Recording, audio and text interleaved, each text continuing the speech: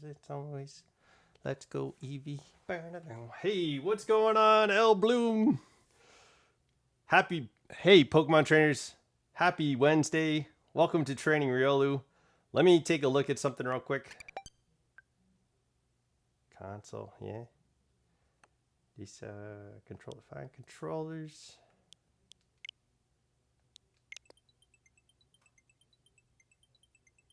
Just gotta find it. Well, where is it? This one?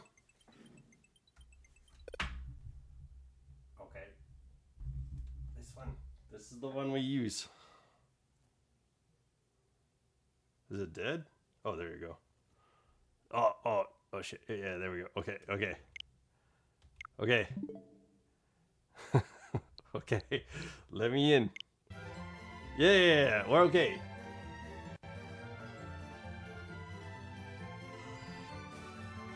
There we go. Yeah, we're doing it. Hey guys, welcome back to Shiny Hunting Eevee. What? Okay, I guess we're shiny. Shit, dude. Do I want this?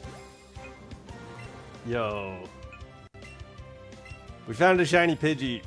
I guess we're getting it. I don't really want this. Yo, I want Eevee. Oh my gosh. I think this messes up our chain. And we had a pretty respectable chain going on. But this is a shiny Pidgey. Oh, we got a shiny. Yay. Wow. First Pokemon on the stream is shiny. Okay. Very cool. All right.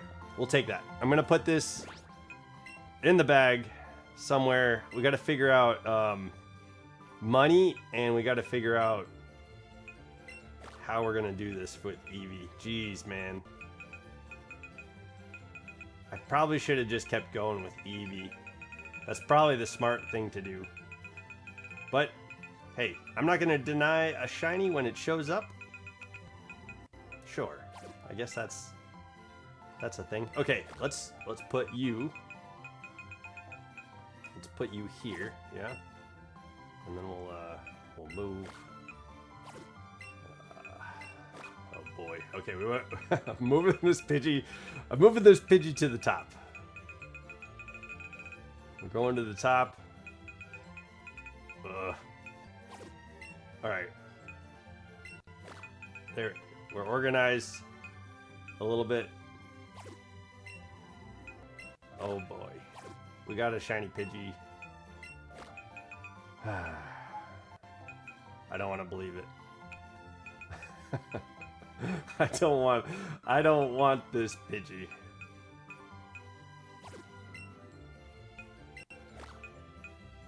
Okay, we are here. This is okay. Now, yeah. To organize this, I'm gonna go here, move. What are these? These aren't shiny. This is shiny. Wait, no, that's not shiny. Okay. Yeah, what the heck? Okay, so we gotta go one.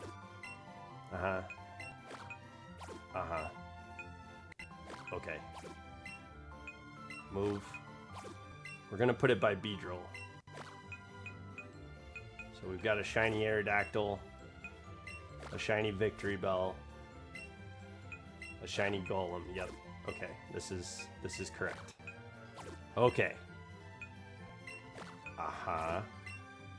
And shiny Beedrill, and then check summary and market. Yeah, that's it. More details. Change markings. There we go. Make favorite. Okay, we've got a shiny Pidgey, everybody. Oh my goodness. What this has got to be bad, right? It's awful. Yo, we got a very bad Pidgey. It has no, it has a serious nature. Okay, so I guess we're starting over with catching Eevee. Where are we at? 250 and 71 Ultra Balls.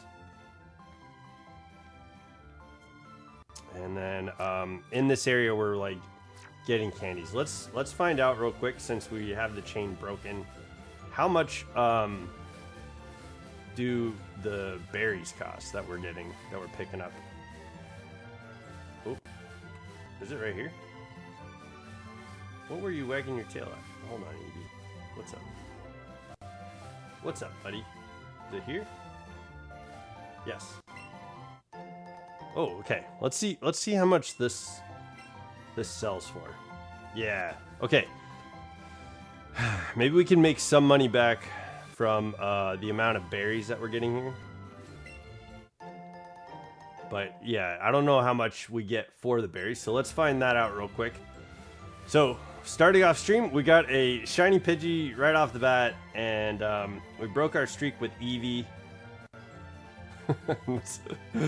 I guess that's the way it goes. Okay, let's try and get a good idea of what we're making on berries here. Are we gonna be able to sell berries and maintain the amount of Ultra Balls that we're probably gonna need for like a lot of the hunts that we're doing? We got Porygon going on. I think, honestly, it might be a good idea to go and beat the Elite Four. So that way I could just face off against them to earn money. That might be a good way to do things, but let's see. Let's see, how much is this? Oh, okay. A golden raspberry is 2,000. That's pretty good. That's like 5 Ultra Balls. Okay. Yo, that's not terrible. We're not getting like a ton of these all the time. Oh, whoops. We're not getting a ton of these all the time, right? But we're finding them fairly regularly. Oops. Wait. Why do we? If you push up, it should go to the last number, not the. Oh, down. Yep, that was my bad. Okay, let's see what we get for silver. 500. That's 1 Ultra Ball. So this is 35 Ultra Balls, 23 Ultra Balls, and 29 Ultra Balls. There we go. I think we can support our Ultra Ball needs by selling the higher level berries, and then we could just use like yeah, well, how much? It was probably like 10 for the normal berries. Let's see. 100? Here, I'm just gonna get rid of everything but raspberries. That's pretty good. And now we could buy like a bunch of Ultra Balls again. Yeah. We have $223,000, so 447. We don't need that much. Let's just go to 250. Yeah, okay. And then we'll get started again. Yo, I don't know where we were at on the Eevee chain, but we're starting over. I guess that's what's happening. Okay. Apparently, shiny Pidgey came in. We saw it. We got it, and now we're going back for the shiny Eevee. Okay, here we go. Let's go. All right, with a shiny charm and about 500 balls, how many chained Eevees do we need to get the shiny? This won't be too bad. Okay. Okay. Oh man, happy Wednesday, everybody. How's your guys' weeks going? Yeah, give me some of those silver golden berries. Just a regular one. Okay, that's fine. Dragon Knight. That's okay. All right. Yeah, we'll hunt berries and hunt Eevee. That's kind of how we're gonna fund all the hunting. I kind of wish Porygon showed up on this side, because I know one of the shiny hunts that we signed up for and somebody asked for is getting shiny Porygon. So it'd be nice if Porygon showed up here. Okay.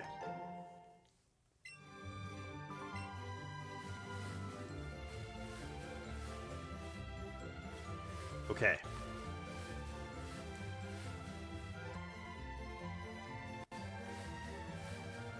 Man. Yeah, I wonder where we're at. Like, I feel like we probably got to a point in the last stream, and then if we kept going, that Pidgey would have showed up no matter what, I think. So that's okay. That's all right. We'll catch whatever shinies. I guess that's what's gonna happen. We have let like a shiny Weedle go, and we have a bunch of shiny Weedles anyway. But we didn't have a shiny Pidgey, so it was only a matter of time before that showed up, right?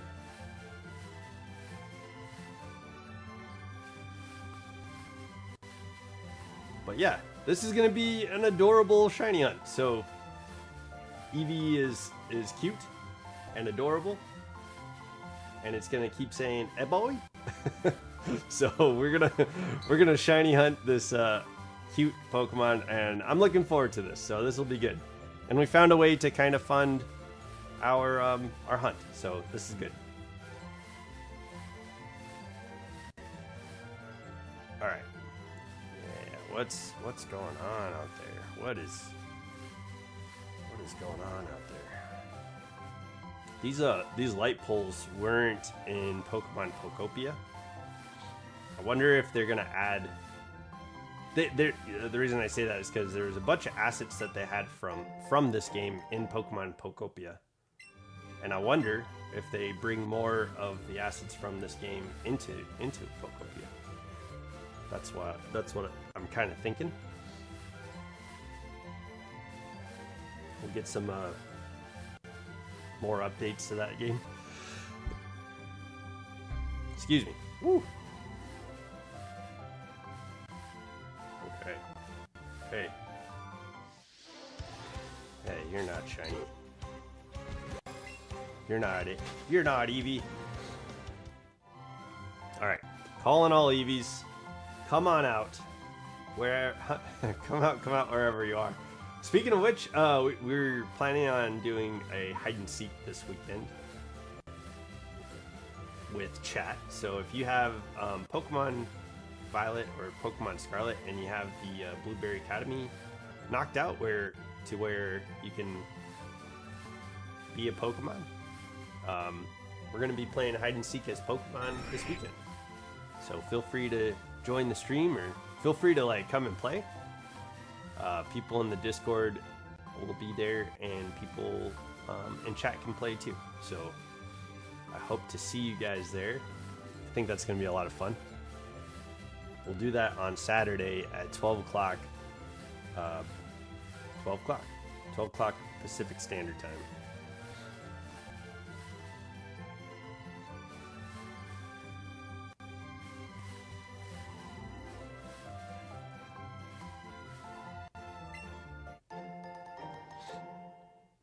I got to see my fur nephew today, and he was adorable and silly and lovey and bitey and playful. So it was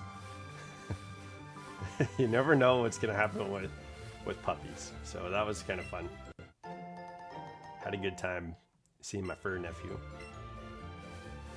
My brother, I've had that song stuck in my head that my brother plays for my fur nephew when he gives him like biscuits. So that's been playing in my head for like a week and a half, it feels like. Oh, there we go. Okay, our first Eevee. Well, hey, we got a shiny on stream too. There we go. That's kind of neat. Oh, whoops. I didn't mean to throw a Premier Ball. That's fine. We need to change out to Ultra Balls anyway. There we go. There we go. Perfect. Perfect.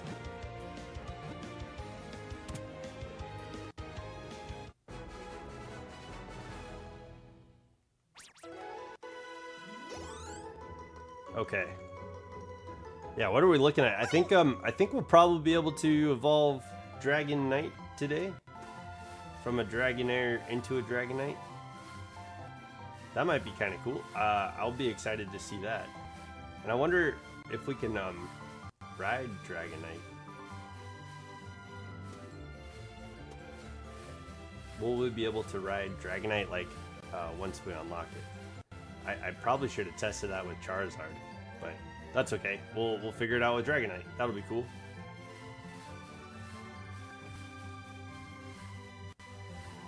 It also might be like something that unlocks after you beat the Elite Four. We'll see. You get ride Pokemon, so I don't know if we have any. Chitters isn't a ride Pokemon. Maybe Gengar. Let me see. I know we could ride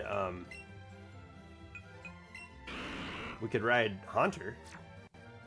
Let's see if Gengar is a ride Pokemon. That's not. Okay. Interesting. Well, we could let Bloody Mary out of her ball for a little bit. Although I think it is a lot nicer to have. Let's let Bloody Mary out for a couple of catches at least. Let's go back to Dragonite though. I think let's keep Dragonite out of the ball. Dragon Knight.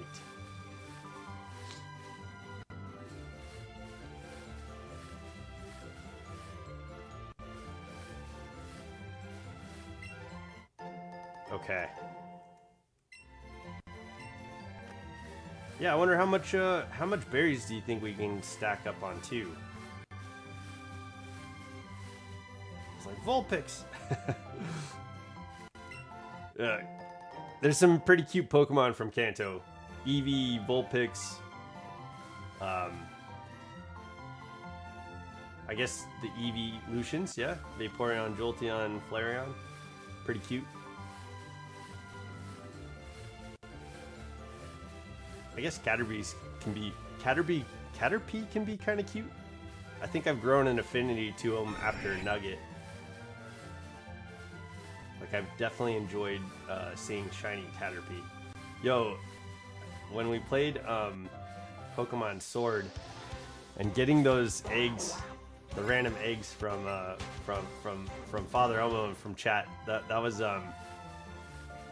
was quite the experience. It was kind of neat playing a game that way. Because those Pokemon, you guys decided like which Pokemon we had on our team the entire time. And it was wild, like what we were rocking at a gym. And it was typically Nugget, but especially like against Kabu, trying to beat. Yo, we were so close on beating Kabu with Nugget. That would have been crazy. It was possible. I think we could have done it. I think if we try it again, if we ever do that again, I think it's possible. But yeah, that was pretty fun. I enjoyed that playthrough a lot. This playthrough is going pretty well too. I just getting to Giovanni is. I decided to put these shiny hunts in ahead of that, so that way we can kind of like decide after Giovanni like where to go.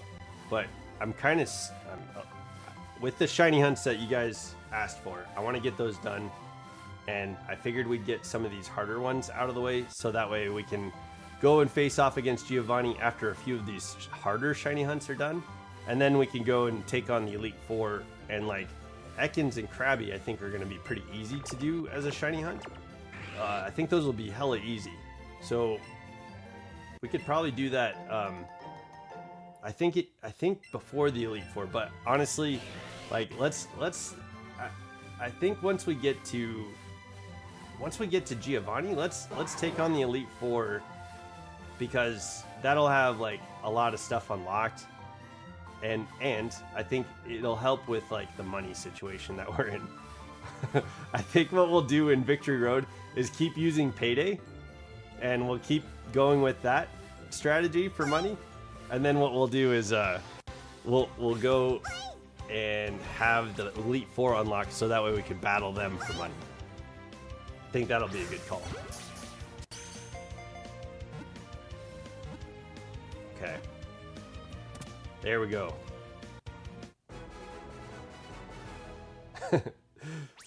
We did it. We caught an Eevee.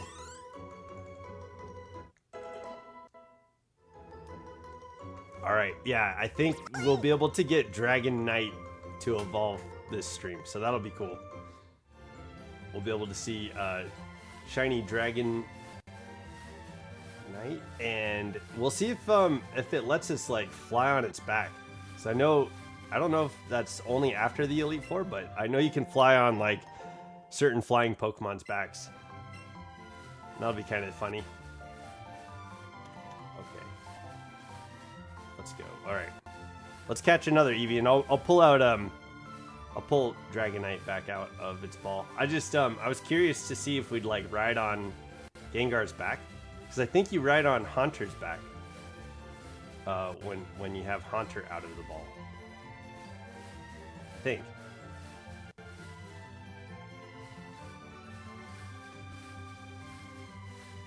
All right, where is Eevee? You may be the first to be on stream, but are you the first to say hello and like the stream? Yo, what's up, Father Elmo? Welcome to the chat. Dude, I'm happy you're here. How is your Wednesday going? And how is your Tuesday? I know we streamed earlier, and I think Bolts was streaming at the same time that Pico Pals go. But it was kind of fun. Yesterday we built a store, and we beat each other up with well, I got beaten up with brooms. and I relearned how to count money. Yeah. But yeah, that was pretty fun though. A bit. Yeah. What? There we go. Oh yeah, yeah. Speaking of bits. Hold on. Meatball, meatball, spaghetti underneath. Ravioli, ravioli.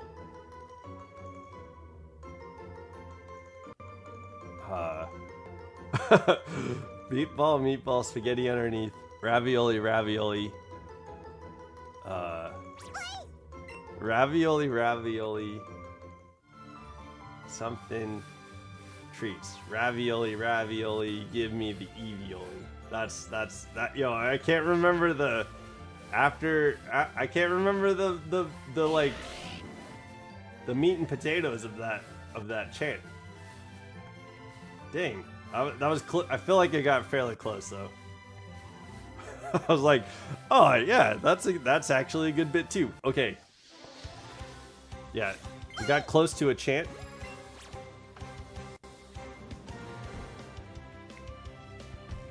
Hey, you go first. There we go. Quit.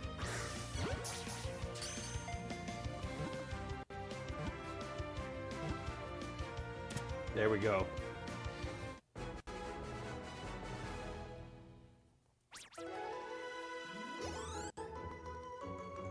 Yo, can you help me? Can you help me with that like second verse or the second verse? And yeah, let me after catching those Eevees, let me bring out Dragon Knight again. I was just curious about whether or not we could ride Gengar. Oh, perfect. Yo, by the way, I found out at the beginning of stream that the golden berries, they sell for quite a bit.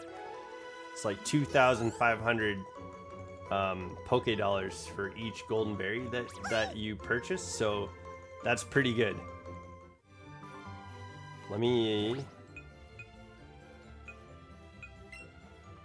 go in here, and we'll go Dragon Knight, take out a ball. There we go.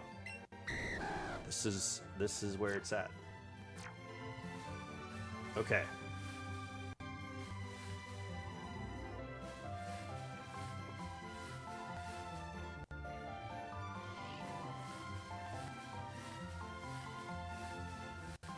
Man. It's kind of interesting, like when the start of stream, we got a shiny. We got a shiny on stream. So I feel like that's something we can be happy about. we could it's possible to be happy about that.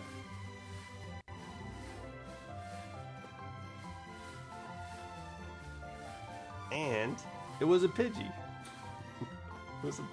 The Pokemon that showed up shiny was a Pidgey. So yeah, we don't have to be happy about it either.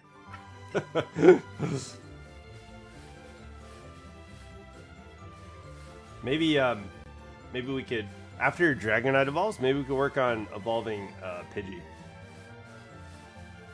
That could be good. Might make it worth it. We'll just have Pidgey follow us around for a little bit. Maybe we could call it Pidgey Ravioli. Meatball, meatball, spaghetti underneath. Ravioli, ravioli. Great Barrier Reef. That's how it goes. Okay, I remember now. Just took me a second. Okay, I think I've got the shiny chant ready. Okay. Ravioli, ravioli, spaghetti underneath.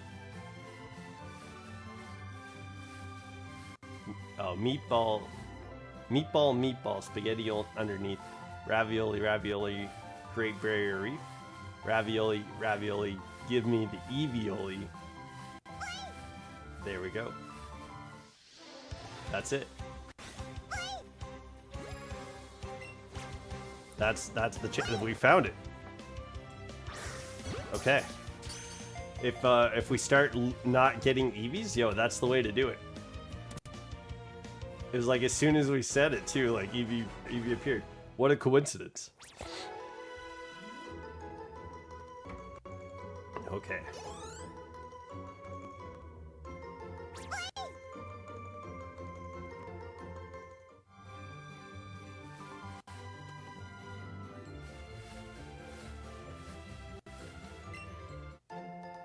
Okay.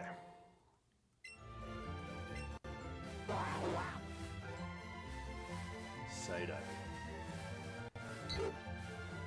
Psyduck with your headaches. Can you summon a shiny Eevee for me? That's kind of crazy that the first Pokemon that showed... So, you guys... It's crazy too. Like, there's been 2 times where this has kind of happened. Like, so I've mentioned this several times before, and sorry for repeating myself, but like, I did see one shiny Charmander, and it showed up as I was writing the description of the video, like a couple weeks ago, when we did the shiny Charmander hunt. Like right before I got into the video, the shiny showed up, and I was typing the description to the video, and the game was running, so like so when like I looked up, I saw the shiny Charmander and it disappeared. So I was like, okay, we just lost that, but we probably need to be able to do the hunt so that way we could get better stats and stuff like that on the Charmander. So that happened, and then today the shiny showed up as we started stream, and it was not an Eevee, it was a Pidgey. So we got a shiny Pidgey instead of the Pokemon we were looking for. So interesting little shiny tidbits in this game that have happened. Come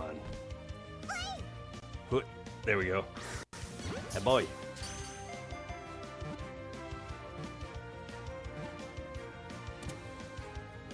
Okay, so yeah, I think what we'll do is we'll try to get Dragonite evolved.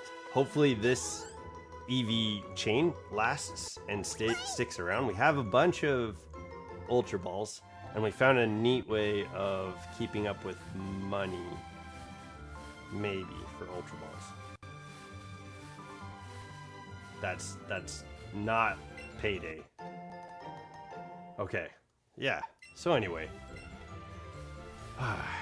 Out there in the world, I know I've been watching Tyranitar Tube, and Tyranitar Tube has been playing Subnautica 2, and that's a delight to experience and enjoy.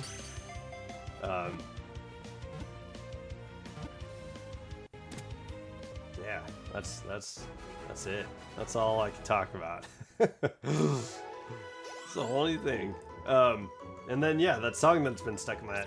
Oh, actually, no. Me and my roommate went and fed the ducks blueberries yesterday.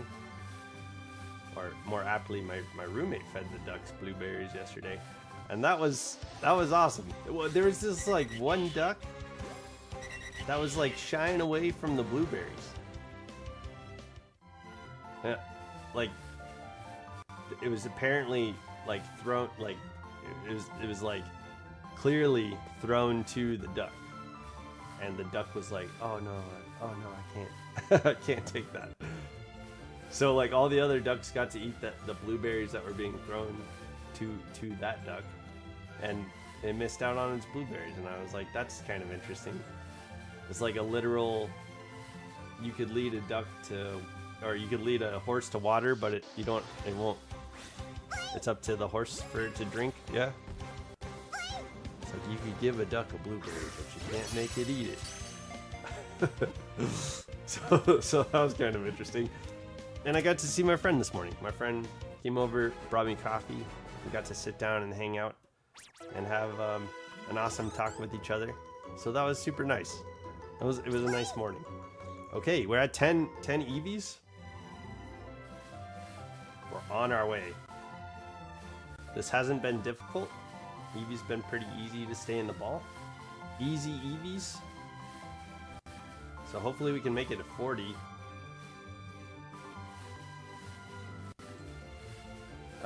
Hopefully we make it to 40, no problem.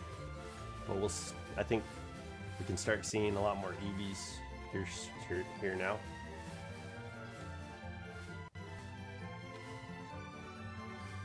What? There we go. Okay. Yeah, so I think we'll start seeing a lot more Eevees now. And that'll be good. That's what we're here for.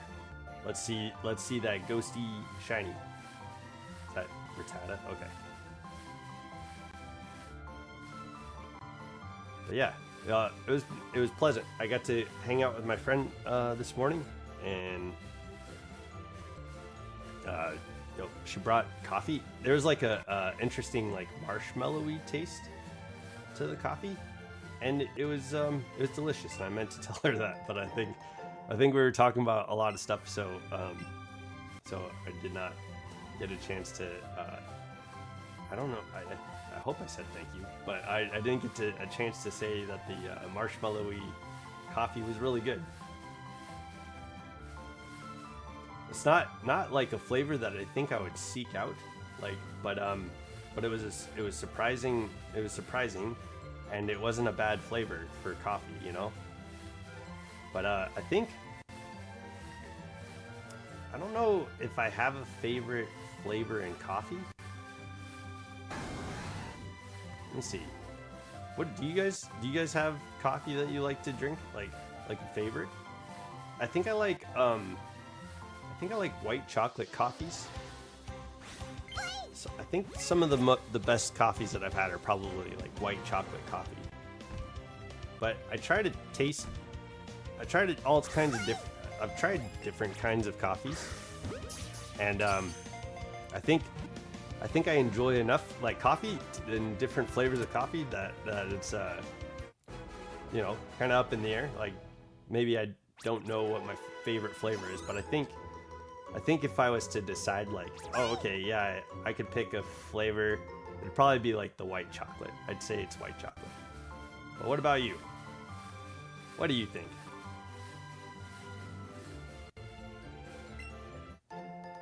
Three raspberries? Okay. Yeah, we've been missing berries. Like, this is gonna be the cash influx. The Poke Cash. 2,500 for golden berries is pretty good, and hopefully they show up fairly frequently. What? There we go.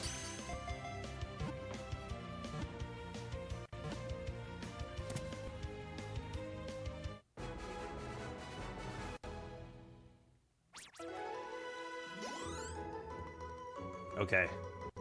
So we're 9 levels away from getting Dragonite. Dragonite evolved into Dragonite.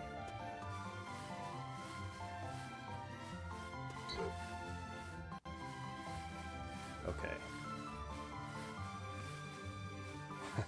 That one. I don't want the Pidgey.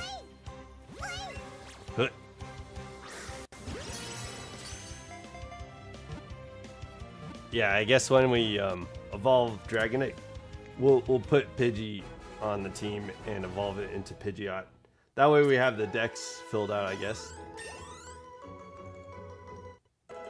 Oh, I guess something I could do too for Pokemon Home is bring all the Pokemon over from Pokemon Home into, like, yeah, I'm sorry, all the Pokemon from Pokemon Let's Go Eevee into Pokemon Home, so that way we can get shiny Meltan too. That'd be kind of cool. Have you guys gotten a shiny Meltan from Pokemon Home? So I'm curious, like, are the stats pretty decent? I know we had Enamorus for Legends Arceus, and in Legends Arceus you don't really get to see what the stats are, but I'd imagine it's pretty good if it's a gift from Pokemon Home. If it's a gift from Pokemon Home, right? Okay. Let's do the magic. Let's say the magic words, so that way we could get Eevee to show up. All right, ready? All right. Meatball, spaghetti underneath. Ravioli, Great Barrier Reef. Ravioli, bring me the Eeveeoli.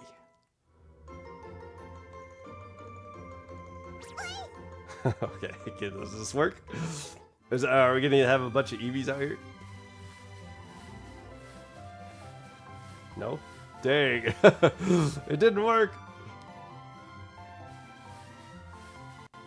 Okay. Yeah, hopefully the next Pokemon... Oh, Duo.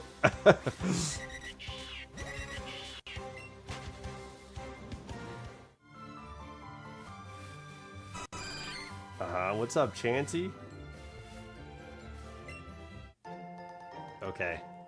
No special colored Nanab berries, just regular Nanab berries. Maybe we could find silver Nanab berries. Oh, I thought Eevee's tail was Eevee tricked. Oh, maybe I tricked my mind, my own self. Pineapple berry. Okay. Okay. One of these flowers is gonna have some golden berries. Hopefully it'll be a cluster. We'll get a cluster of golden berries, because that's pretty good. $25,000 is nothing to really like laugh about. That'd be great. If we could find more golden berries, we'll be able to fund our shiny hunts. I think that'll be a good call. But yeah, that's all right. We're seeing a ton of chances like oh, there you are. Okay. I was like, where's Eevee? Oh. There we go. There we go. We got the excellent throw, baby.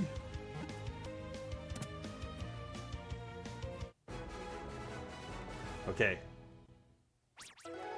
Meatball, spaghetti underneath. Ravioli, Great Barrier Reef. Ravioli, bring me the Eeveeoli.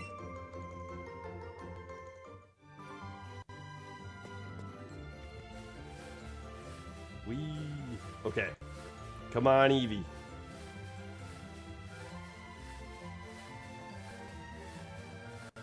Come on, Eevee. Oh, there you are. Okay, sweet. Okay, I think we're looking good. We'll start seeing them more often now.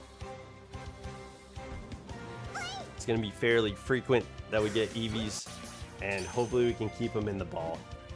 I think that's been the crux of the shiny hunt, is not being able to get Eevees to show up or stay in the ball. So I think we're past the show up point. Now we're just using Ultra Balls, and I think we can get Eevee to hopefully agree that Ultra Balls are just fine, and and they're a good home for all Pokemon, including Eevee. Until we see and then when we get the shiny Eevee, I'll grab a Premier Ball and we could use a Premier Ball to catch it. Okay. Oh, what's up, Eevee?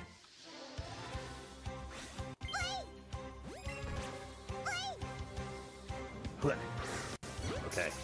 Dang, I like when that little dance leads to an excellent throw. That's a little bit better, but I'll take a nice throw. I'll take it.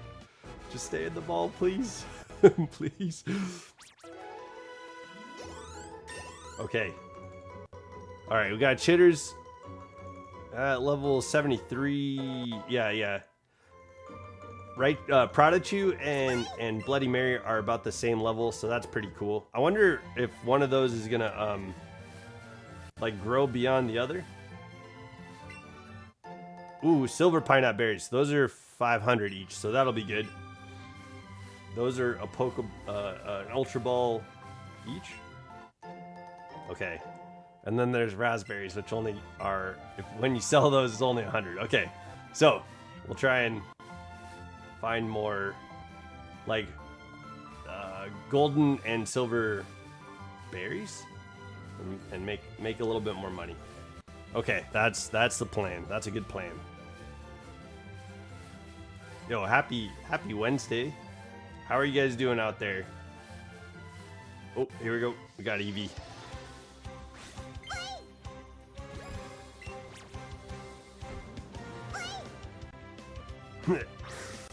Ah.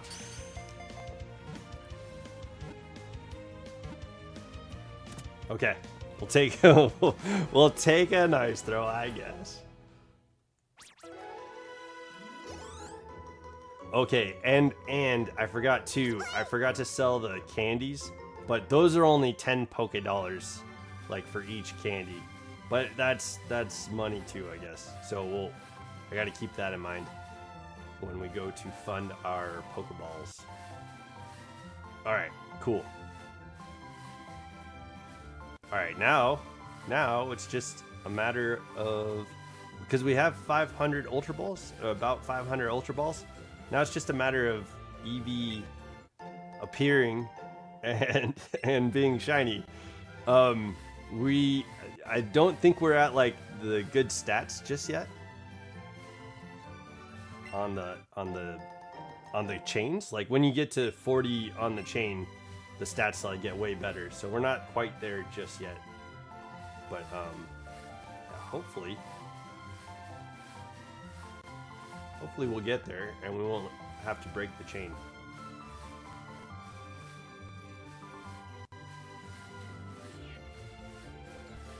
I'm gonna do the magic chant for Eevee to show up. Sorry, yeah. Meatball, spaghetti underneath. Ravioli, Great Barrier Reef. Ravioli, bring me the Eeveeoli. Oh, it worked. It worked.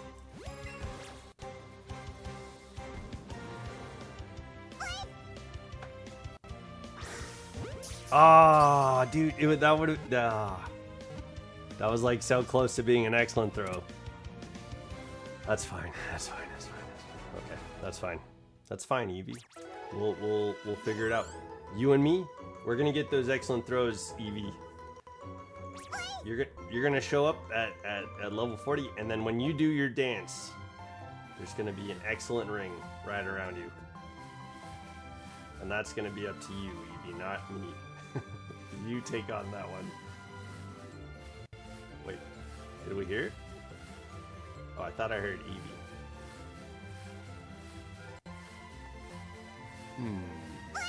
There you are.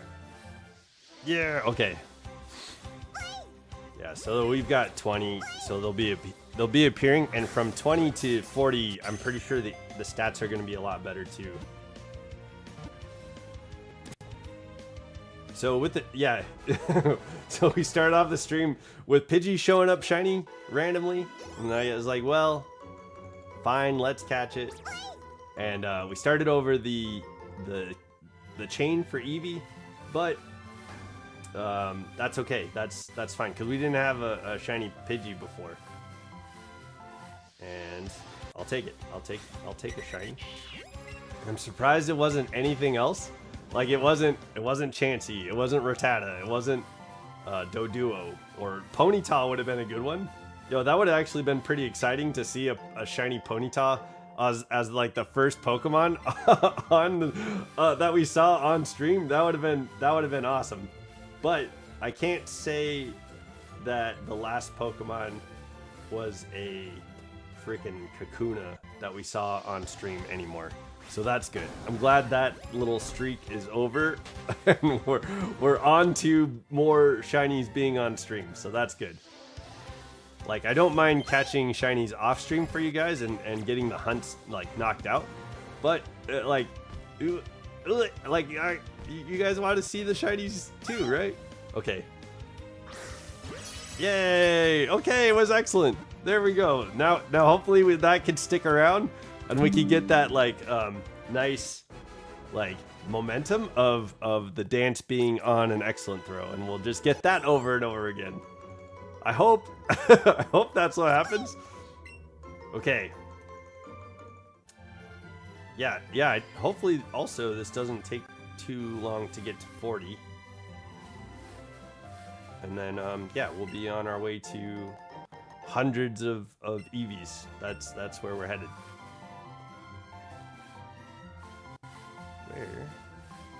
There you are.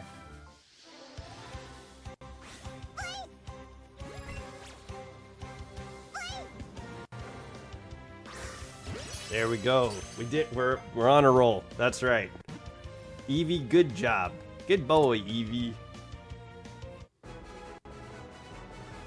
Okay, so yeah, we'll get when we get this Eevee, we're gonna evolve this one into Jolteon.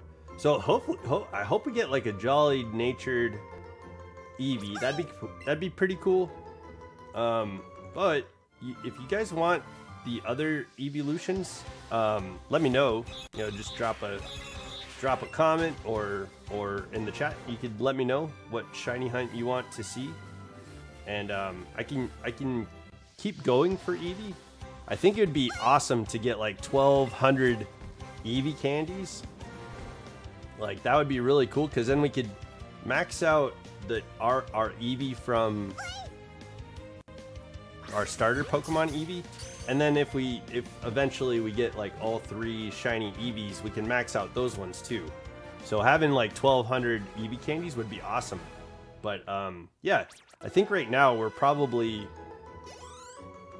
have like 30 Eevee candies, or so, you know, some handful of Eevee candies is probably where we're at right now. So so if you want to see more shiny Eevees, if you want to see the like Vaporeon evolution, which is arguably in Kanto, you know, Vaporeon's got the best shiny evolution, arguably. And that's definitely my opinion. You like the big pink purple hues on Vaporeon, in my opinion, is, since it's so stark, in my opinion, looks the best. But yeah, I could say that there's certainly an argument to be made for all 3 of them from somebody, right? Like somebody's got to like all the shinies from the evolutions. I imagine Jolteon fan is definitely a fan of the shiny Jolteon. But yeah, I think you know, like Dragonair, there'd be a pretty good aesthetic with like Vaporeon.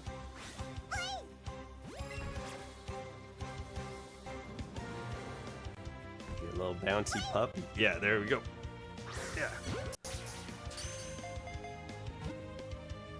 Dang, it was only a nice throw. I'll take that. I'll take a nice throw. But yo, it would be so much better, Eevee, if you did that on the excellent ring. Okay, so we got Prodigy and Bloody Mary about to level up. And we're about, what?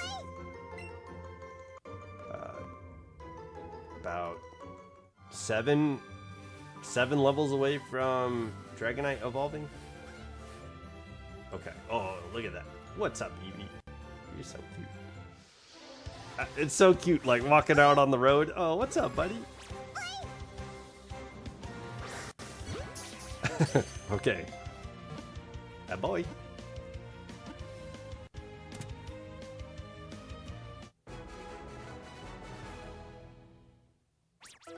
Yeah, this weekend, on Saturday at 12 p.m. Pacific Standard Time, we're gonna be doing a hide and seek at Blueberry Academy.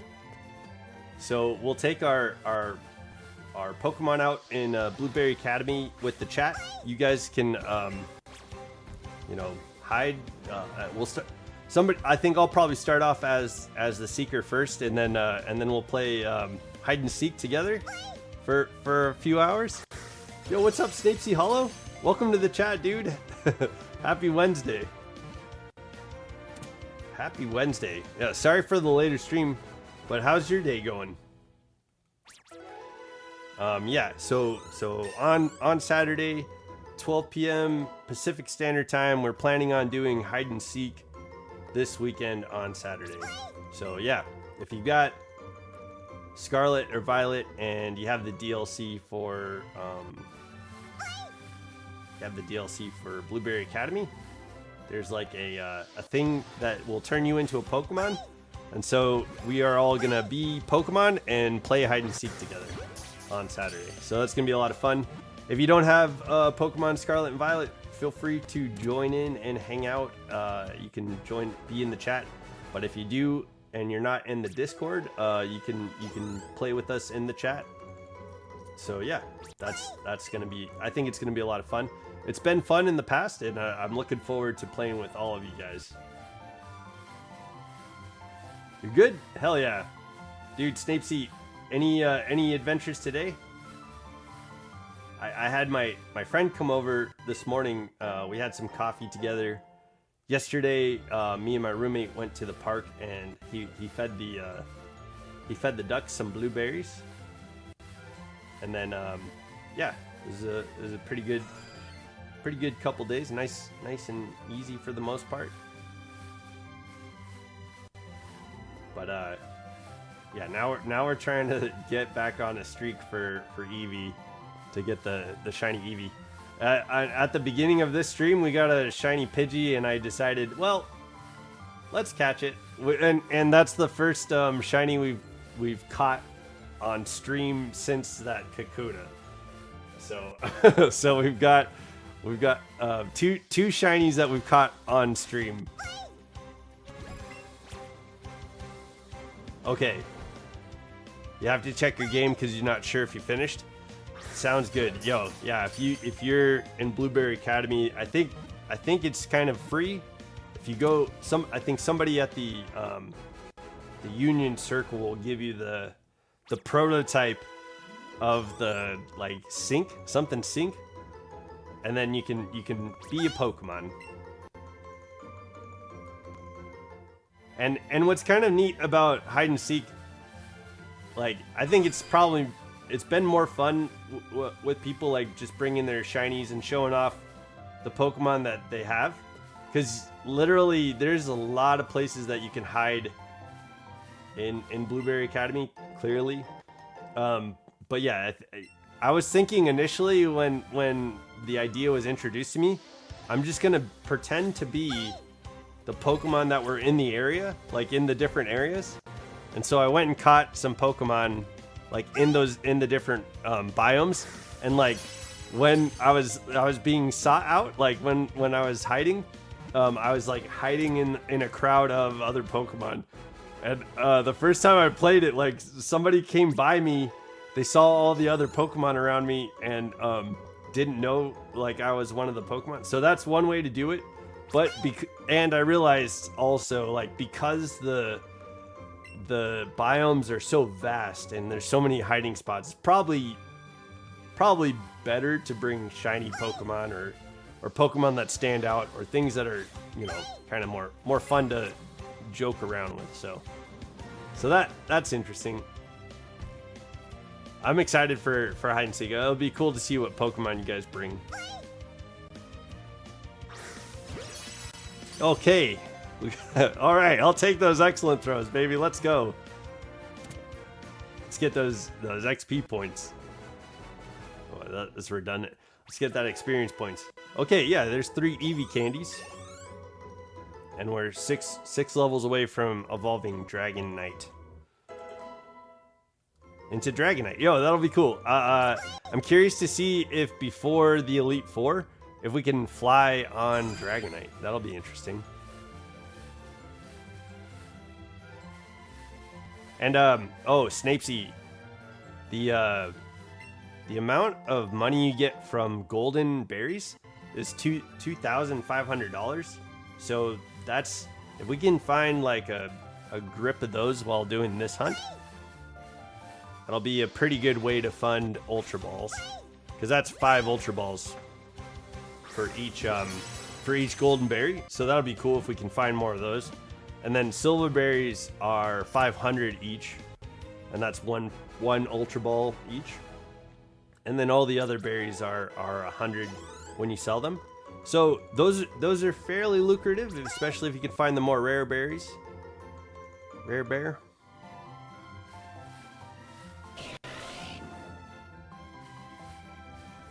So yeah, so I think it's doable to maybe be able to like fund the Ultra Balls that are needed for the shiny hunts for Charmander and Squirtle. I hope so. I hope it's possible. But we'll probably need like a good grip of Ultra Balls. Like I'd say like 1,500 Ultra Balls would probably be good. That's not an excellent throw. Before I replayed Scarlet and Violet last time, I played hide and seek. I hid in the best spot in the game I found, since I chose to be small Pokemon. I was nimble, but I hid in a tree in the bird nest, so no one found me. Yo, that's kind of like what Father Elmo was doing. Me, Father Elmo, and Bolts were all playing, and Father Elmo decided to be a shiny fungus. And so he was hiding in every, like it was practically impossible to find him. But yeah, I think there's some levity in being a big ass like shiny Pokemon hiding in the world, because yo I was a Miraidon one time, and I hid right on top of Pride Rock, and somebody was just looking around there and not able to see it. They just weren't looking there. And you could see him running by and stuff like that. Kind of stuff was pretty funny. So yeah, the hide and seek definitely goes hard. You know, when I don't know, just I'm not gonna take it too seriously this time. I think I've learned that like you could definitely like have a tough time finding Pokemon. if people are taking it super seriously, it could be a very hard and difficult, you know, it could be a difficult game. But if people are just having fun with it, I think that kind of lets it go a little bit faster, or not. I mean, there's so many places to hide. There's so many places to hide, and it's just. So I'll do what I can as host to make it a little bit easier for people to find me. I'll probably pick Lucario and Riolu a bit. Shiny Lucario, shiny Riolu. And then I'll hide it. I'll hide as them. Or like just be a big ass. I think Bolts chose to be like Rayquaza and just hid in a cave. It's kind of neat. Like when, yeah, that's kind of cool to see. that people can be those big like legendary Pokemon, and even then it's still hard to find. If you're hiding well, it's still hard to find. But yeah, that's kind of funny if you see like a big ass like Rayquaza sticking out of a tree. I hide as regular Pokemon in the water, mimicking every move. Yeah, that's the way to do it too. Like an NPC. No one's found me. Best way to hide is in plain sight. Yeah, absolutely. My bad for being late. All good, Zephyr. All good, man. Yo, I'm just glad you're here. Yo, I guess the stream is a little bit later than normal too, so I had my friend over this morning. I kind of got a late start to going to see my fur nephew today. Hopefully you enjoyed the pictures of the pup. But yeah, we got to spend some time together over there. And then yeah, when I get home, I had a few things to do. Well, I did a few things before getting ready for stream. So no big deal, man. I'm just glad you're here. Hopefully we can all hang out and finally get a shiny Eevee. But at the beginning of the stream, I got a shiny Pidgey. So we broke the Eevee streak that we built up.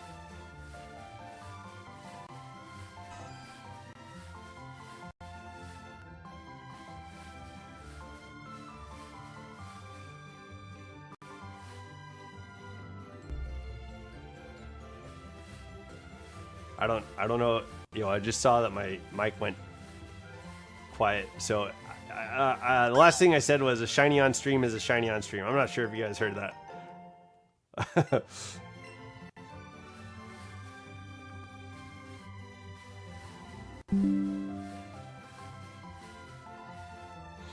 Yo, did you guys get to check out the Supermarket Together stream? I know it was early in the morning yesterday, but it was pretty fun. Like it was a really wild game. Like that game was pretty.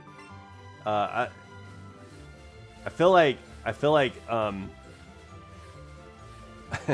playing it with other people was definitely an element of chaos, and that was pretty fun. But yeah, you like selling groceries and trying to make sure that you're earning money at the end of the day. But I was like, we turned a profit on the last day that we played, so it was like, oh my gosh, like what will it take? You stopped by to watch it for a bit? Okay, yo, thank you, Snapesy. Oh, I hope you had fun, because I couldn't really see the chat because when I'm on Steam, OBS runs behind the game, so I was playing the game and OBS I couldn't see anybody chatting, so sorry about that. If I saw Zephyr was like hanging out in the chat there, and I'm so sorry. Like once I got to OBS, I was like, dang man, I didn't get to say anything, so sorry about that.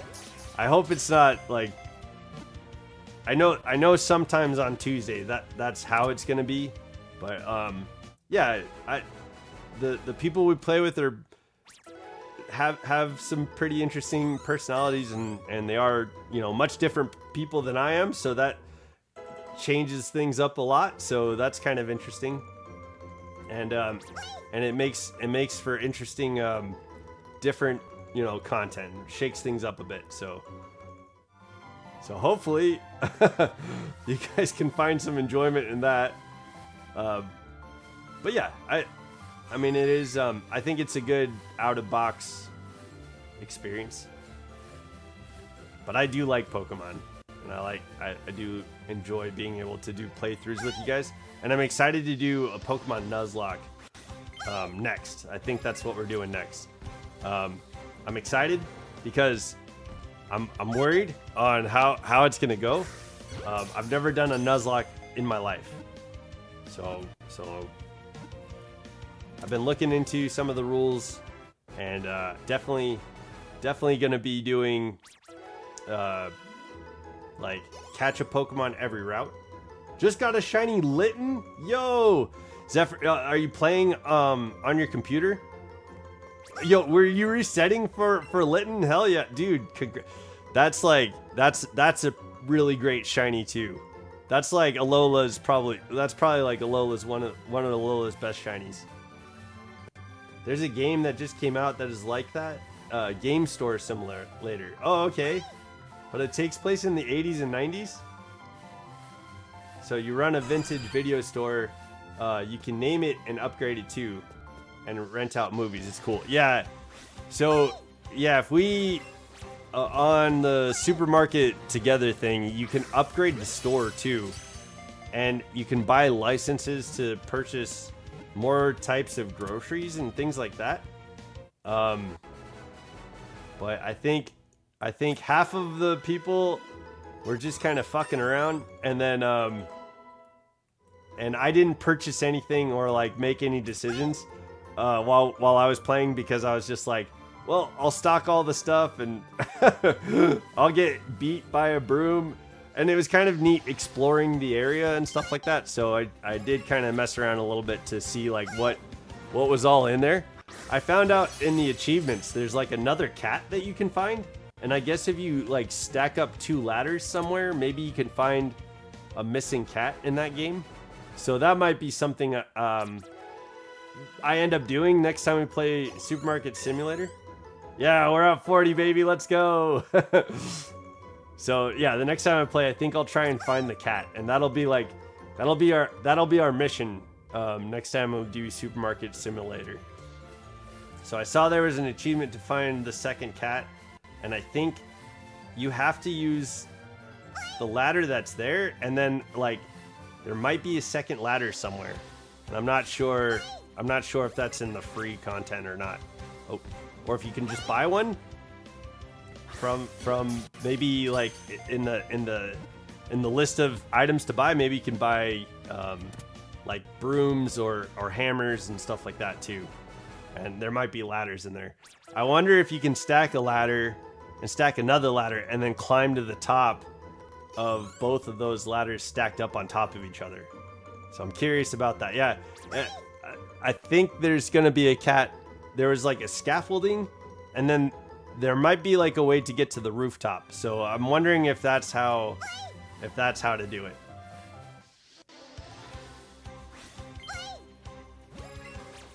Okay. Yo. Hopefully now we can find the shiny. Hopefully, this streak has been really easy to get to. Eevees haven't really been popping out of the Pokeballs.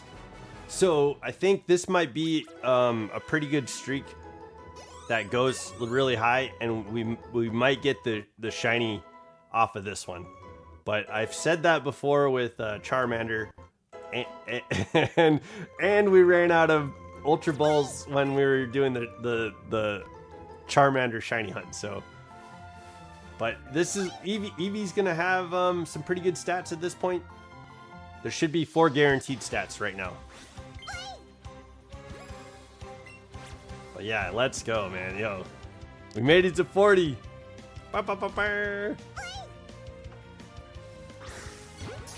Okay.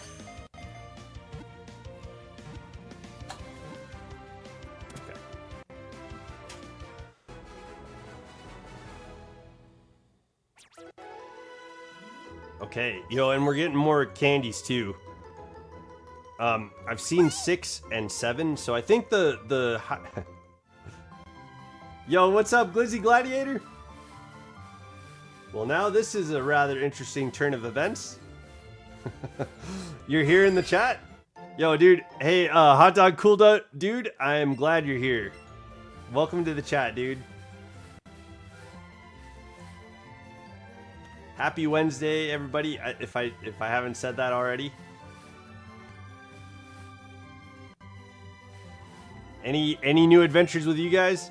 I got to go see my fur nephew today, and we went outside, and I let him roll around in the grass, and he was being a silly puppy boy. Yo.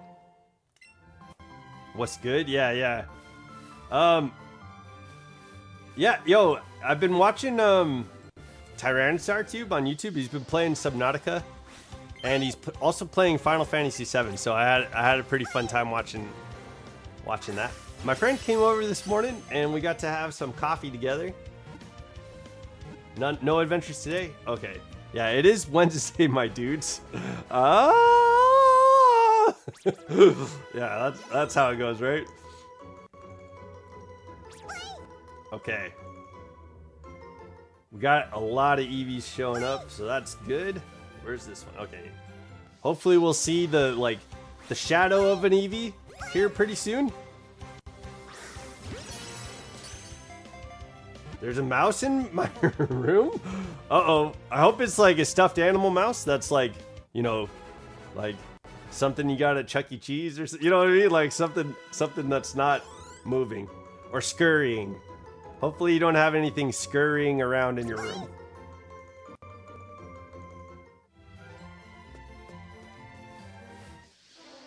Minchino? Oh, okay. Yo. Yeah. Maybe if it is alive, and if it is scurrying around in your, hopefully it'll use its tail to like dust things.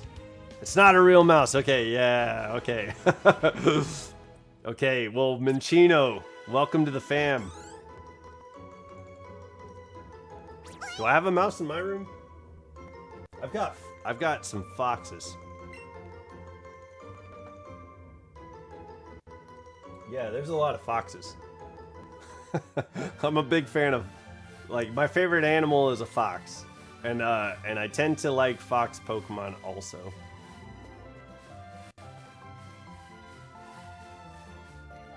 And I like the idea that Eevee is a fox Pokemon, but like if like the fan theory holds any water, I'd say that they're probably more cats, yeah, because of the Entei is practically a lion. You know, like Suicune is like a leopard, and then Raikou is a tiger. Mine's monkey. Hell yeah. Hell yeah, Father Elmo. Monkeys are pretty cool. Yo, how do you feel about Punch the Monkey? Yesterday, there was a duck that was kind of acting like Punch the Monkey. My roommate was feeding blueberries to the ducks, and one of them was acting like when it was offered a blueberry, like it was the worst thing that could possibly happen to it. I don't know how else to describe that. There's no other words that will work as well as what I just said. I promise. Yo, the duck was like super shy about it. I would take it to the woods and train it. Yeah, punch the monkey. Hell yeah, you're gonna like build its confidence. POV, when people see the prices for the new Nintendo games, me be like, this is the new industry standard. Nintendoers, I hope you paid a second mortgage. Yeah, you know, we kind of control the prices of video games by, you know, what we're willing to purchase. And so as long as there are people purchasing video games, the prices are going to stay the same or go up. Yeah. Oh yeah, you're going to teach it how to Punch the Monkey is going to like live up to its namesake. You're going to teach Monkey how to chokehold opposing monkeys. You know, the ops, you know? Yeah. They won't know what hit them. Let's teach Outrage.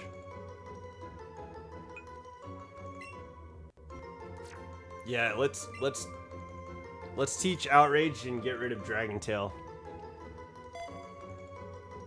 Because I think Dragonite will be a physical attacker.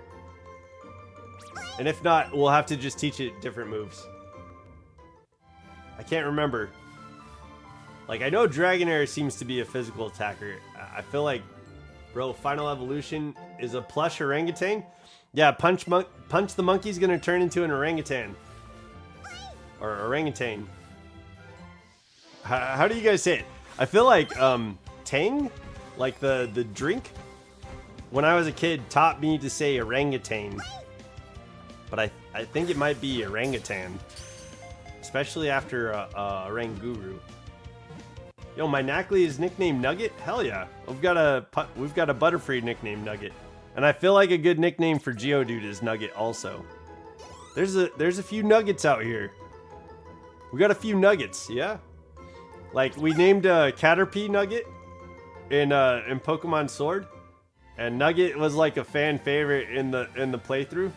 But it was kind of cool because during that playthrough, you guys decided what I was doing.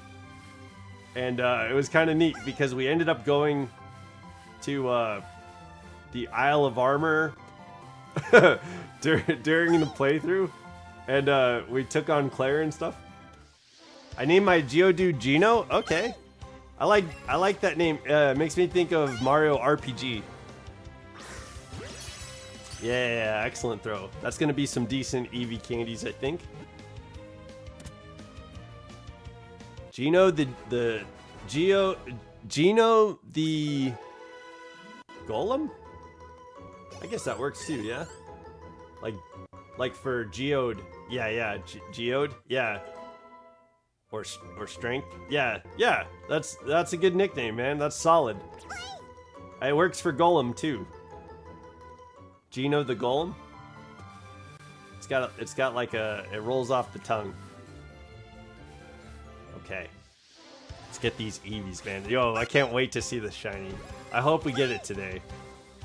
But yo, the first Pokemon that appeared today was a shiny Pidgey, and I guess I decided to catch it, so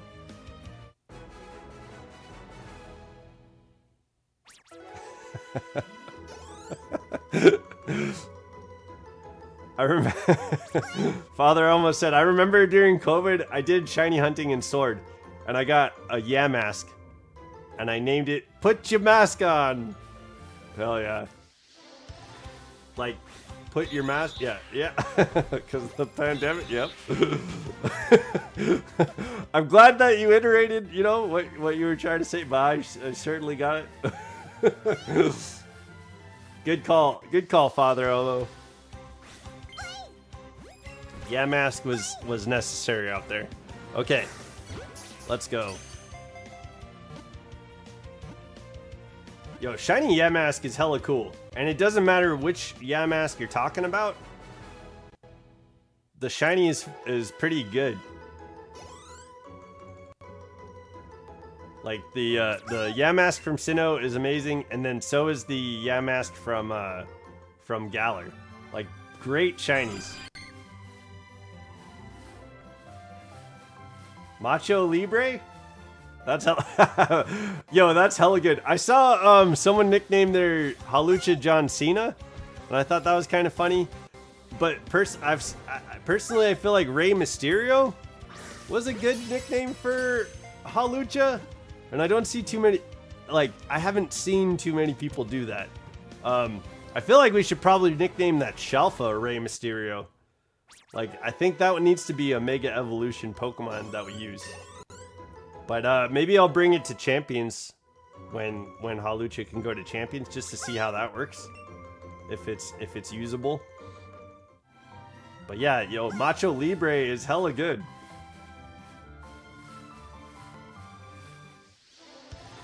El Macho? Yeah, that's pretty good too.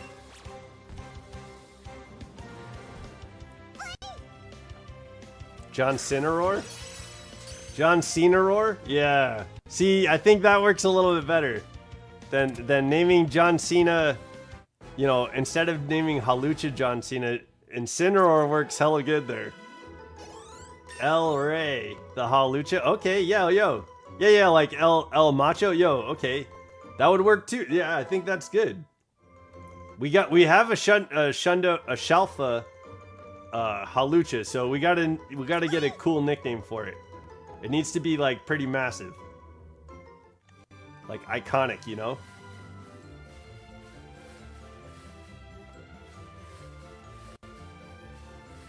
Okay, no berries there.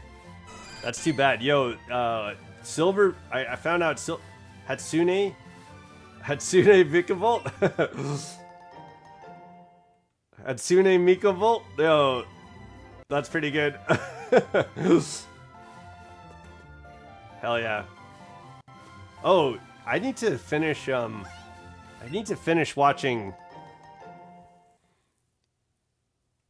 I need to finish watching. Why can't I think of the name of it? Jeez. Jujutsu Kaisen. I need to finish watching Jujutsu Kaisen. I started the 3rd season and I watched like a couple episodes after the girl goes and like murders her entire family. Like that episode was massive. That episode was crazy good. But the next 2 episodes after that, I don't know if they're building up to like go and find Gojo or what's going on. Was a hamster and a guinea pig? Like, was it a fat ratata or a fatatata?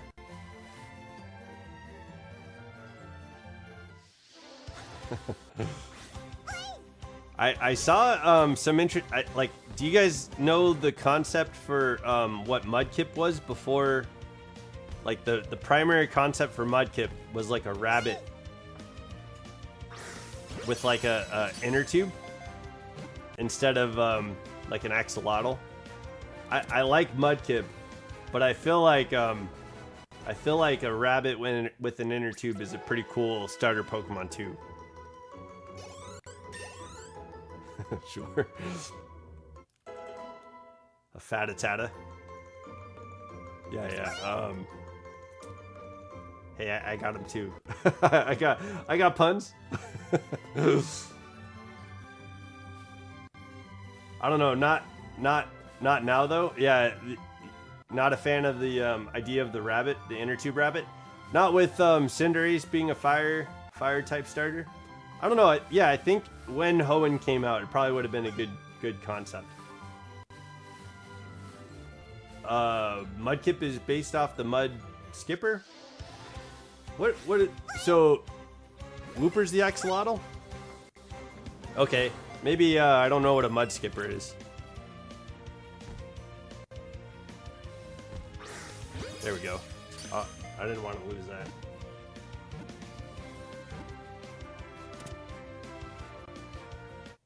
Yeah, Wooper is an axolotl. I thought Mudkip was an axolotl too. Even Swampert kind of looks like an axolotl. But what's a Mud Skipper? Oh, actually something's coming to me. Like what a Mud Skipper would look like. Yeah, I'll search it up. That's a good call.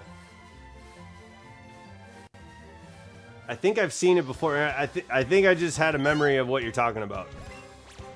And that's kind of interesting. Because maybe my imagination and what I'm thinking of is kind of fuzzy, but I guess I could see Mudkip being a Mud Skipper, or what I imagine, what I'm remembering. Mud Skippers are like a fish on the line during the human evolution, to give you an idea. On the line during human evolution. Okay, yeah. Fish with legs. Yeah, I think an axolotl fits Mudkip better, though, right? But I could see it with fins to walk. Oh, yeah. I feel like that sounds like a SpongeBob. Like the way some of the SpongeBob characters were designed. Tough Kip. That's cool. Especially with the Mega Swampert. Tough Kip. Stomp. There it is. Yo, I wish that was silver or gold. Come on. Give me the berries. Okay. Alright. Since Father Elmo's here, we'll do it again. Meatball, spaghetti underneath. Ravioli. Great Barrier Reef. Ravioli. Give me the Eevee. There we go. We got our magic words. Guys, you will never guess what Pikachu is based off of. A Pika rodent. Yeah. Pikachu is based off of cloning. Okay.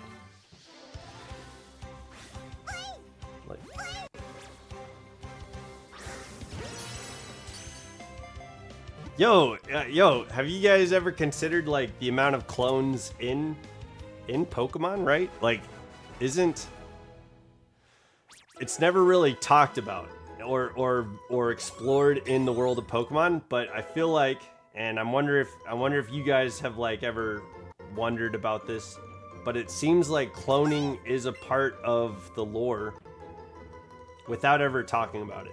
Like, it's just an accepted part of the lore. But in the game, it's a mouse apparently. Yeah. Pikachu is a mouse. But yeah, there's other mouse Pokemon too. And there's Pikachu clones, clearly.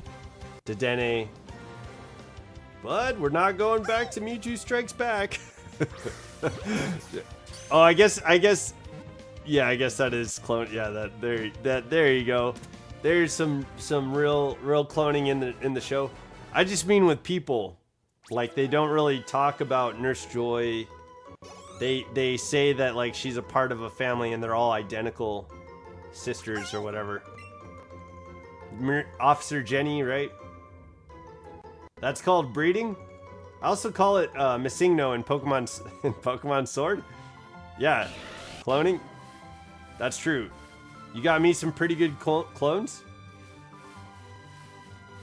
And I appreciate that. Yo, especially Steven Stone's fucking shiny Beldum, dude. I'm surprised we didn't do anything with that in our run through of Pokemon Sword. But I feel like I need to bring Steven Stone's shiny into another game. Nurse Joy is unexplained? No, they try to explain it. Like, Nurse Joy has shown pictures of all her sisters, and they're all lookalikes. And she said, "This is my family. They're all my sisters," right? Like, that's a thing in the anime. But it's like, we know, like, we can expect something else might be going on with like cloning, right? And then Bill is interesting too, because he like typically he's known for the computer system. True, but like Bill is known for the computer system, but he's also like in the games he experiments with like becoming a Pokemon and stuff like that. That's 56 sisters to be exact. Dang, I didn't know that. That's not possible. There's just one big like breeding Nurse Joy that like pumps them out like out of eggs or something. It's like the underbelly of Pokemon. There's like a horror Pokemon game. Bill might be the reason for Meowth and Team Rocket game-wise. Oh. Here we go. Not anime? Yeah, interesting. Bill might be the reason for Meowth, for like Jesse and James. So like in Pokemon Yellow? Or in Let's Go? What if it's all just Dittos? It could be. It could all just be Dittos. But like I feel like the manga gave us a pretty close explanation to Ditto. Like, we got a lot of information from Blaine about experimenting with Mew. Inferring that Ditto is like a clone of Mew, is a failed experiment and a clone of Mew, and it seems like the game supports it typically. Because Bill caused Meowth to talk. Maybe Meowth maybe couldn't have been an original person. Couldn't have been originally a person. Like maybe Bill was like experimenting, and with a person and a Meowth, he transferred the consciousness of a person into a Meowth. Is that what you mean?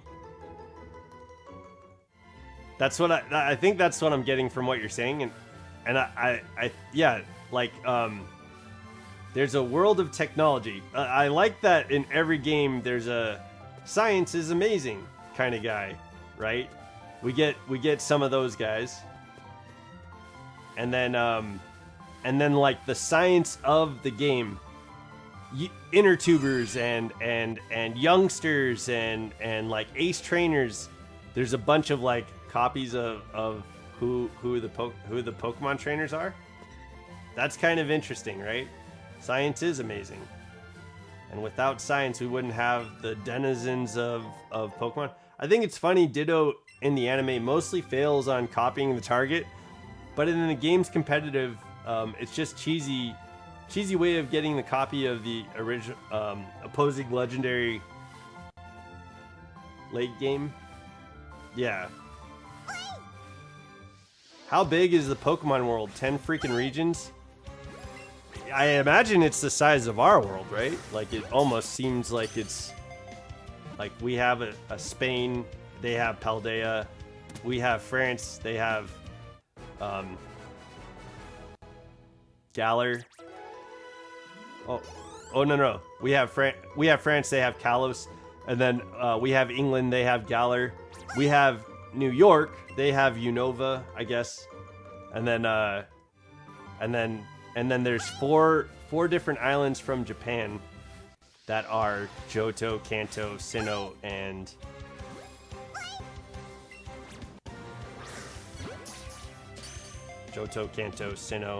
Hoenn. Like, Mount Cornet is one of the mountains in Japan. So yeah, I think a lot of the regions that we've gotten so far match like the maps of what we have in our world. And Father Elmo was doing research into that. The new Winds and Waves map kind of shows like a map of Indonesia, maybe. I think is what you found, right, Father Elmo? Like in competitive, Ditto's broken. In the 1v1, but in the anime, it's mostly just sucks. Yeah. In the anime, it can't figure out its face. Always fails on certain points on what it tries to copy. Yeah, that's kind of interesting, right? Like, I feel like the concept of Ditto is, if I throw out a shining Pokemon, normal Ditto, can copy the Pokemon and be shiny. And I don't think that happens in the game.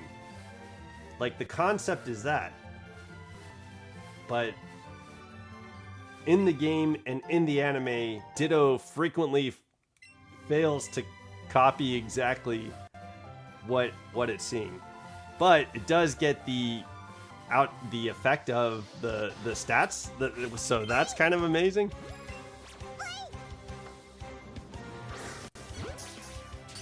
Indonesia or the Philippines, yeah. So the map kind of matches up to that area. Yeah, that'll be interesting too, because I don't know if we've gotten that area of the world just yet in Pokemon, which is kind of neat. That'll be kind of cool. And I hope we explore more. I hope Unova is like the continent, the full continent, instead of just New York. But maybe they make other American... Eventually we get other American states, I guess. Because I feel like Unova was only New York. I don't know. What do you guys think? Do you think... Because with Unova's Blueberry Academy, like, floating out in the ocean, I think we get a return to Unova in some way at some point in time. When it'll be exciting. I think what Pokemon is waiting for is, like, when will this be exciting to get Unova back? We have these characters like Lacey, Drayton, the girl that looks like Paldean Mudkip. I think it's like Amaris, and then the cook kid. What's his name? Crispin. So we have these new characters that are from Unova. Clearly, we have some exchange students from like Kitakami, which I guess is supposed to be close to Johto, from what I've heard. I don't know the truth to that. But from what I understand, Kitakami is supposed to be close to Johto, and then and there that's where we got Carmine and Kieran, and then we have like the teachers, right? So when will it be exciting to have Unova? Yeah, it's the smallest part of the Pokemon region. Like compared to New York and United Kingdom upside down. Oh, like in the map? Yeah, yeah. And it's crazy because it's like one of the biggest games too on the for like that generation of Pokemon. It's like one of the biggest games, and it's like one of the smallest maps. And if you're looking at it in comparison, oh, Dragonite is evolving into Dragonite. Yo, I like that we lost track. Yo, what's up, Dragonite? Yo! Yeah! Okay, look at this beauty. Okay, do we get to fly around on her? Wants to learn wing attack? Let me see what her stats are now. What are we looking at? 385 in physical attack? I think that keeps growing, yeah? Wing attack? I kind of like having wrap. Wing attack is not the greatest, right? Yo, I think I'm gonna keep wrap for now. It's kind of funny. Okay, let me know what you guys think. What moveset should we get for our Dragonite? We're gonna end up using Dragonite against the Elite Four, but with these shiny hunts, I don't know what level we'll end up being. Keep old moves, yeah. We'll keep wrap. Okay, our 70th Eevee got us to evolve Okay. We don't have to beat the game in order to fly in the air. That's great. Okay, that's great to know. Yeah, we'll get better options. Come on. E-boy.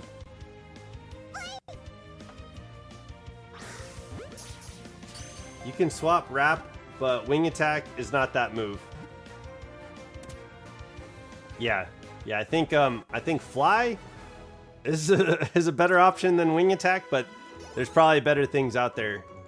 I don't know if this game has hurricane or anything like that, but I feel like it would be more comfortable to like set up the rain if we're gonna use hurricane and thunder, which I think is possible in this when we do battles. But yeah, we'll figure that out. But that's cool that we can fly. That's cool that we can be on the in the sky in the overworld. I didn't know you could do that before the Elite Four. It's not gonna help us with this. Well, it's not gonna help us. We could fly around with 70 Eevees caught and find a decent shiny Eevee if it appears. That's something that we could do, or we can keep chaining Eevee.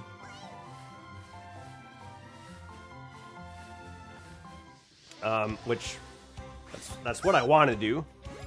But those are our options. Those are things we can do. We have choices.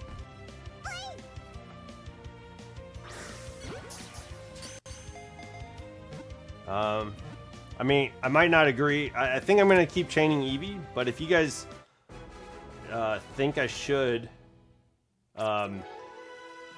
fly around on Dragonite and do the shiny hunt, let me know and give a compelling statement about why I should do that, because I don't think I'm interested in doing that necessarily, but I'm willing to if you want to convince me, if that's something you guys would rather see. I'm down for that.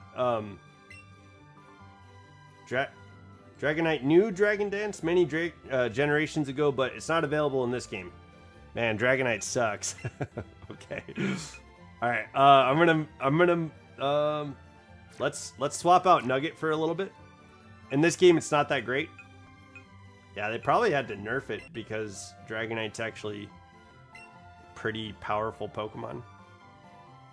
I'm sure we could figure it out though. Okay, I'm gonna put this stupid Pidgey that we found on the team for now, just to evolve it. Yeah. Let's take it out of the ball.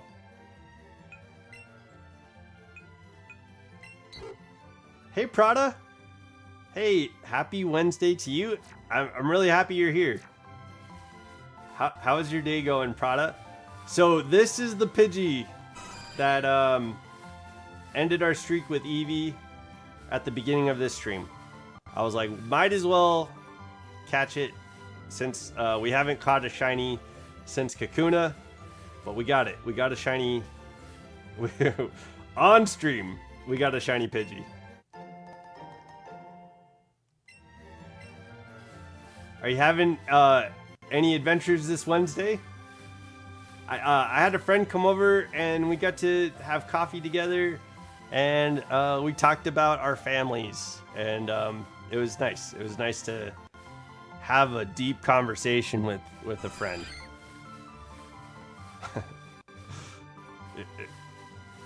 Yeah, I'll say that. Very nice to have a deep conversation with a friend. Pidgey's so cute. Do you have a nickname for her? She's gonna evolve into a Pidgeot. Do you guys want to call a female Pidgeot something? Whatever you got. I don't have a good nickname for a female Pidgeot.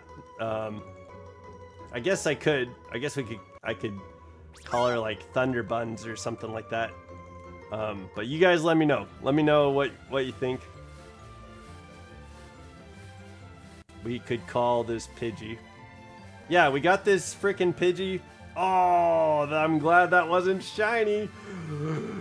Oh, God. Oh my God, that sucks. Okay. That Eevee showed up, and, or well, I walked into that Eevee as it was there, and it disappeared. Wow.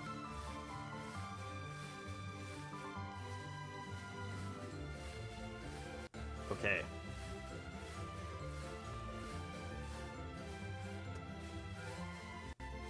Hopefully we can find some silver and golden berries. The golden berries sold for 2,500 Poké Dollars, so that was like actually absolutely worth hunting down for being able to purchase Ultra Balls. Pidgeot Sita? Okay. What, you don't like Thunder Buttons? Pidgeota? Let's just put a female A at the end. I like it. It's very Spanish. Spanishy. Spanish. Yeah. So yeah, finally, after 3 streams, we got Dragonite to evolve. So that's cool.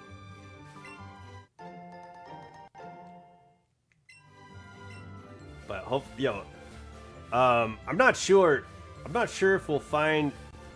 Yeah, I'm surprised that the first Pokemon that showed up was a shiny Pidgey, but I was like, yeah, let's catch it. And I kind of felt like maybe we should just keep the Eevee streak going.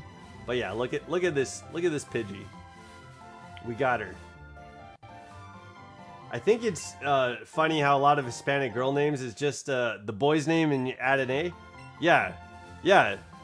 I like that there are languages that have like male and female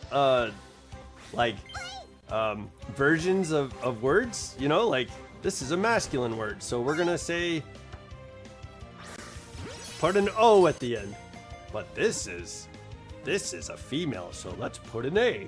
And like that's how the language decided to structure itself. Very interesting that that's what happened. Mother Elma? Mommy Elmita? Yes.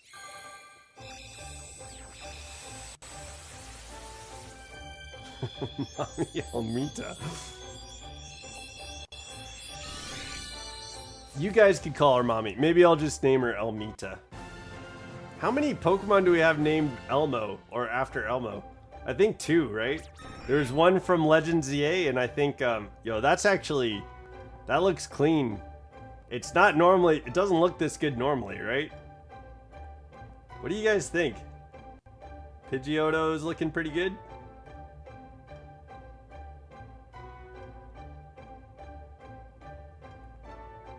Yo. Yeah, it's just 2, right? Like oh man, yeah, that looks really good. I'm just the fan favorite? Yeah. Well, that's subjective and partially true. Like it's true, it could be especially true for you. And it could be true for me too, honestly. But maybe not for everybody.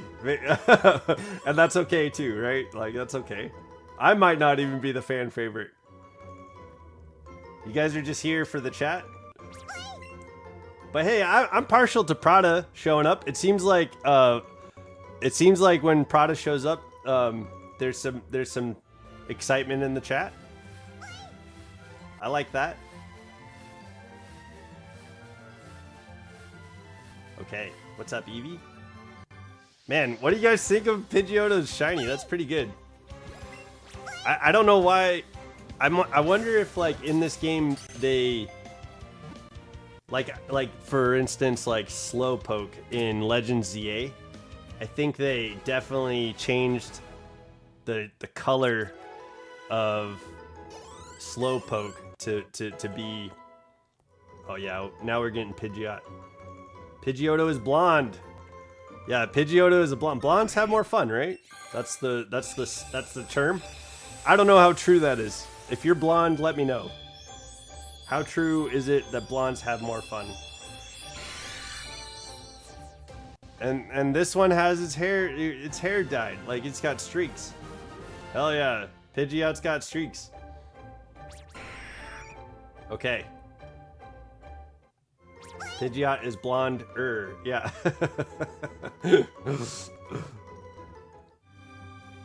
Pidgeot is Pidgeot-er, okay. Did you like that? Did you like evolving? Okay, Pidgeot has a lot of energy. Okay, I think I'm gonna take Pidgeot off the team. We'll put Nugget back on. Yeah, I think Nugget is level like 91. I think Nugget has made its way up to Eevee. Like they've been around for just about as long as each other. I think I need to sell all these candies. Okay, we're almost at 80. Yo. That's interesting that we can't fly on top of Pidgeot, but we can fly on top of Dragonite. And I think Charizard lets us fly on top of it too, right?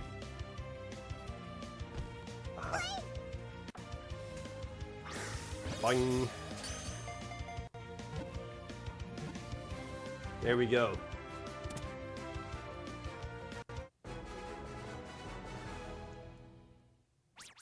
Feel like after maybe 100 or so. Zumi made it to level 100. Oh, our baby grew up. Our baby is all grown up. Oh, yeah. Hopefully we can find a shiny, and we'll get our Jolteon. Yeah, it's kind of interesting. We don't get to fly on top. Your partner is at 99, almost 100 by a hair. Didn't beat the 8th gym, by the way. Yeah. I wonder, yeah, we won't be able to do that in our next playthrough because the next playthrough is going to be a Nuzlocke. So there's actually going to be some serious, like, we'll have some stakes, and it'll be a little bit more intense. But I wonder if you play through Pokemon Red or Green, if you can spend time doing that. Giovanni's gonna get shredded? What if we use Jolteon? Well, yeah, that probably wouldn't be a good idea. I was asking earlier, does anybody want to see any other Eevee shiny hunts? I'd like to get like around 1,200 candies for Eevee, but yeah, so I think we're gonna do Leaf Green. I imagine there's a lot of people out there who got Fire Red, so it might be easier to trade for the Pokemon that we need for the decks. That's kind of my thought process, but we're gonna do my very first Nuzlocke. Bolt's called me Professor Elmo because of Professor Elm in Hard Golden. Aww. Bolt is a sweetheart, man. What a good dude. Professor Elmo. That's true. You definitely are the professor of battling in my mind. Like, I feel like there's a few people out there with the wealth of knowledge. Snapesy, you, and my brother are probably the best battlers that I know. And then I enjoy watching Pimp Night, but I think if I wanted to learn to be competitive, I would probably want to learn it from you, my brother, and probably not necessarily Pimp Night. Like, I think Pimp Night knows what he's doing, absolutely. But I like learning the gimmicks from Pimp Night. And that, I think that's why I enjoy him. Because he doesn't seem to take battling very seriously. He just seems to understand the mechanics of the game. And I like learning that. And the information that he has doesn't like equate to like the league. Like, it doesn't equate to the pro or the championships, right? So yeah, Professor Elmo, that works. Speaking of, he got so happy when he won a battle. Oh, he won a battle with you yesterday? Yo, I'm sorry I missed it. He got so happy when he won a battle with me yesterday. I will say I was more so proud because I've been teaching this guy and showing him strategies. Yeah, dude. That's what's up. Hell yeah. Passing on the knowledge it's important, right? Sharing our experiences and being able to like let, you know, the next generation of people or the wealth of knowledge that we have, letting people share in that is super awesome. That's probably more rewarding than hanging on to knowledge and not sharing it. Shad Ven fan, what's going on? Yo, welcome to the chat, Shad Ven fan. I'm happy you're here. Happy Wednesday. I hope you're having an adventurous day. And if you are, let me know what's going on. Like, yeah, I had some bad RNG. Oh, okay. What did he do? Was he playing Pokemon Champions yesterday? I had some bad RNG, and my team was countered by him. Okay, but still, he's still growing. Yeah, right. Yeah, I figured with Champions that was gonna definitely get me out of my comfort zone, and it certainly did. But I tried to make it a little bit more comfortable by trying out the gimmicks that we were trying out from Pimp Night and stuff like that, and that was fun. Like, I really had fun testing out those strategies. But I think losing that much is just it's just like, it's despairing. Like, it leaves you with no hope, like, whatsoever when you lose that much. So I had a tough time with that because I decided, like, hey, I'm not gonna make a sweaty team. I'm not gonna make these sweaty Pokemon that everybody has. I'm not gonna do a Basculegion Incineroar set. And we could have. I guess we could do that. All right, let's get Nugget back on the party. Nuggets level 96? Holy crap, dude. He did a ZA challenge? Wanting to beat 16 Rogue Mega Blindfold? Oh, okay. The ones before the DLC, and then he did Champions? Okay, yo, that's fun. Yeah, that blindfold thing is definitely a shtick. For real, I'd be tired of the metas? Yeah, dude, like, seriously, like, if it's a game. Pokemon is a game. And, I feel like I get that there's numbers that are better used, and there's ways to, like, configure those numbers in a way that make your Pokemon better than everyone else. I get that. I get it. But man, this is Pokemon. Like, it's Pokemon. Let me use Jigglypuff. I'm the biggest Gen 1 hater on Earth. Prada. I honestly wasn't interested in getting champions. I mean, it's free, and it can't... I feel like you could probably definitely get into the meta and figure out the meta and enjoy yourself. Prada hates old people for real? Oh no. Stay away from the old people homes. It's why I wanted to run Blastoise. Oh, Megazard Y, Wispacot, Venusaur, Garchomp, and it's just everywhere. Yeah. I'm old? Prada? You're old? You're... What? No. Are you? I feel like, also the mobile version drops around June, July. Okay, that's kind of cool. That'll be neat. Maybe we'll see more people busting out some champions. Maybe it'll, give the, like, pool, the like, pool of people a little bit less sweaty teams. 30 is not old? Yeah, that's true. Yo, and people are living a lot longer, so as age increases for life expectancy, so does, like, the standard. You right, LeBron is 41 in his prime. Hell yeah. Hell yeah. Yeah. There we go. You still have some young spirit in you. Adventure. Yeah. Aunt still got it. Auntie still got it. 4,990 experience? Jesus Christ. Yo, Dragon Knight is gonna catch up to Chitters. At this rate, like, Dragon Knight is gonna be, like, on par with where Venusaur's at. We still need to learn Ingrain on Chitters. I feel like Chitters is ready to go. Man, come on, silver raspberries. I need silver or gold raspberries. That's where the cash is. Dragon Knight, yeah. Yeah. Yo, so we can fly on Dragon Knight now, since it evolved, which was crazy because I wasn't sure if that was like a post-game thing that happens like after you beat the Elite Four. Nope. As soon as Dragon Knight evolved, we were in the sky. So I was like, what the? Yo, that was cool. That was cool to see.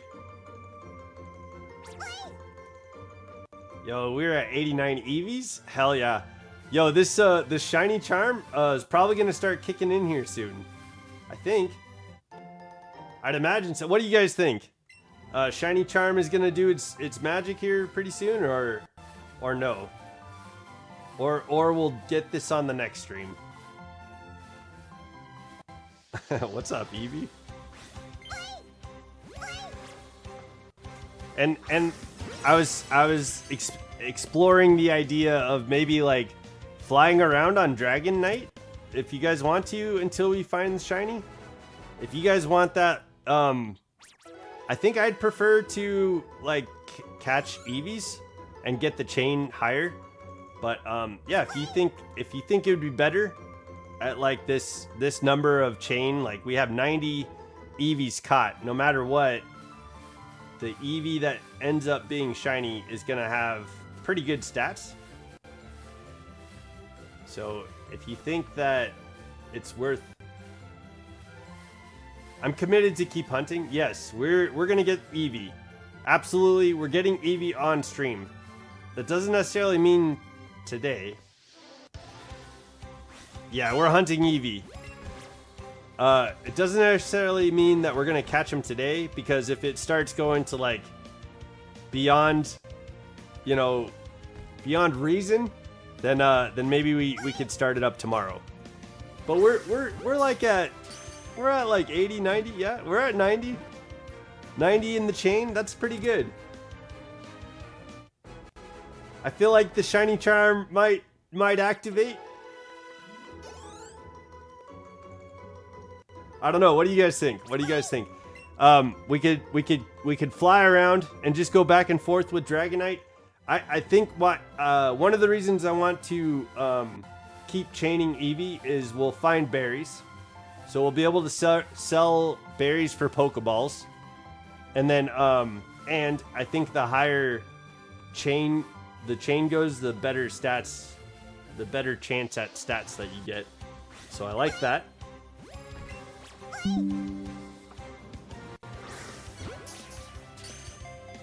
But that's kind of where my mind's at. If you guys are of a different mind, let me know. I'm not saying I'll necessarily agree with you or do what you're asking, but if you can compel me to fly around on top of Dragonite, even for a little bit or something like that, maybe if I'm convinced, I'll do that. But I don't know. Maybe you guys agree with me about getting berries and keeping the chain going. So let me know. What should we call Eevee? No, don't think of it that way. It's gonna turn into a Jolteon. So yeah. As a Pokemon trainer, as like a parent to the Pokemon that we're getting, we want it to be grown, and we want it to grow into itself. So we're not naming baby Eevee. We're naming powerful Jolteon.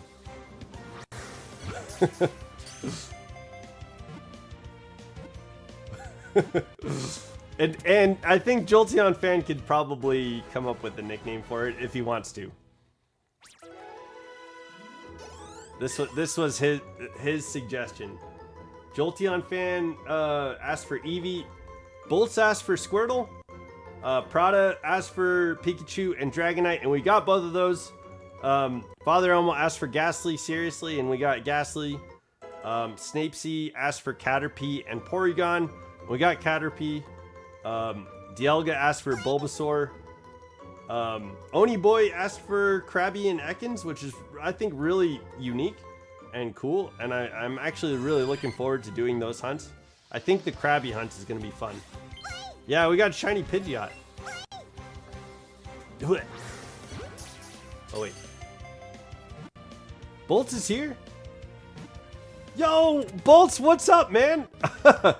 I was just talking about you. Evo and Eva. How you doing, man? Yo, what's going on, Bolts? I see. Good luck. Thanks, Shadven fan. Eevee and Eevee. I'm not naming Eevee that. So many shinies? Oh wait. Eevette, or Evan, or like Evan? That's hella funny. Yeah. Yeah, those are nicknames. Oh, what's up, Eevee? Let's get this one. Bolts, how you doing, man? I heard about your blindfold challenge yesterday. I haven't had a chance to watch it yet, but I'll go back and watch it probably this week. And then I heard you beat Father Elmo. Hey, congrats, man! That's a big. You upped your game in battling. Evito and Evita. Well, I'd like to veto those nicknames. I'm thinking more along the lines of electricity and yeah, like it's gonna be a Jolteon.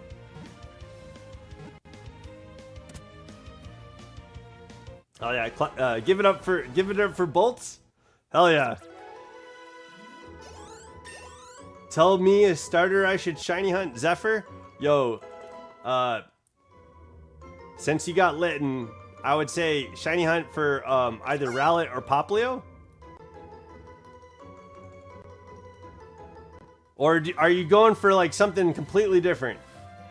What are you thinking? Shiny Alpha Female Charmander in Wild Zone 20. Yeah, that's... Yo, Joel asked me to find a shiny Shalfa Tepig, and that took me like months to do. No shiny charm.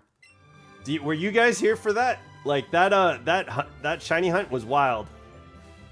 Zephyr dot.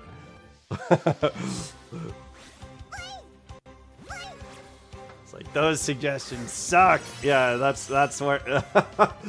Okay, my bad. Yo, I thought you got the shiny Litten. I was excited for you. I was like, maybe you want to go for Poplio. I'd rather lose my left pinky toe than do that. The shiny Alpha Charmander. Yeah, with no shiny charm. Dang, that is rough. That would be rough. Doing good, man. Just thought I would say what's up before I go to bed. Oh, hell yeah. Dude, I hope you sleep well. Maybe name relating to Gree and electricity? To Gree?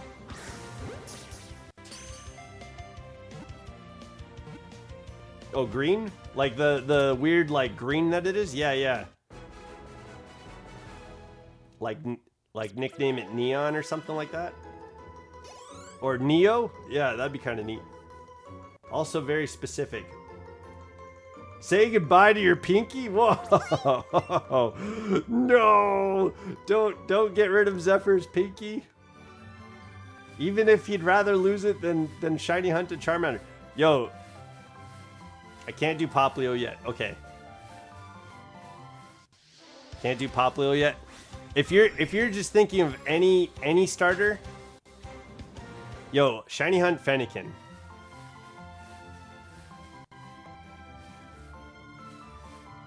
Wait, actually Neon or Neo is a nice name. Yo, I think so too. Hell yeah. Jolteon nicknamed as Neo or Neon? Yeah, that'd be sick. Good call, Bolts. Yo, I like where your head's at. See, Bolts is he's locked in, man. You guys are out here just like playing with language, and I appreciate that. But like, what's that got to do with Jolteon? Jolteon didn't ask for this. Oh yeah. Okay, we're gonna have. Oh. Okay, Chitters is level 80. Yo, Dragon Knight is catching up though.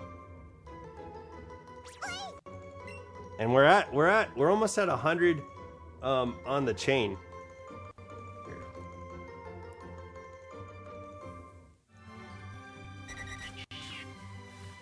Okay. Alright, gotta go to bed now. I wish I could have stayed longer, but it's getting late. Okay, yo, no worries, man. I'm here every day. Okay. Sleep well. I'll try and catch you in your next stream. Are you streaming tomorrow? Good luck with shiny Eevee. Hope you get Neon or Neo. Hell yeah. Okay, I think we got the nickname for it. Wait, Eevee counts as a starter. Legends. Oh, I guess that's true. Bye, chat. Yeah, see ya, Bolts. Sleep well, dude.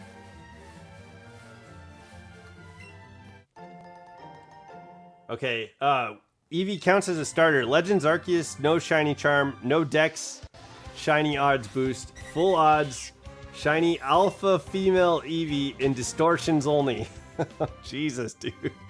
You're trying to like find the most longest starter the starter shiny hunt. Yo, that's like asking to find a shiny Arceus. And that might even be easier. You could just get it in Diamond or Pearl.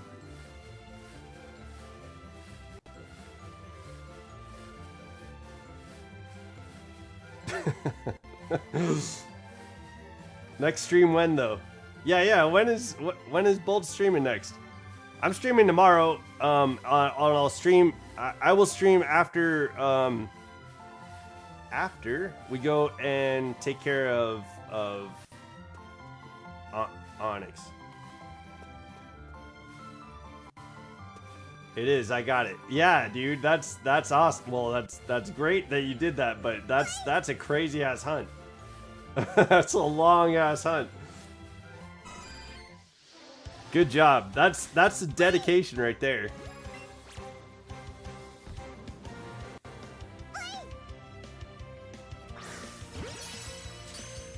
Hopefully, we get some pretty cool hunts eventually. Well, we've had some pretty good ones. Yo, when the stream first started, I did a shiny playthrough of Pokemon Violet, and the Charcadet hunt was a lot of fun.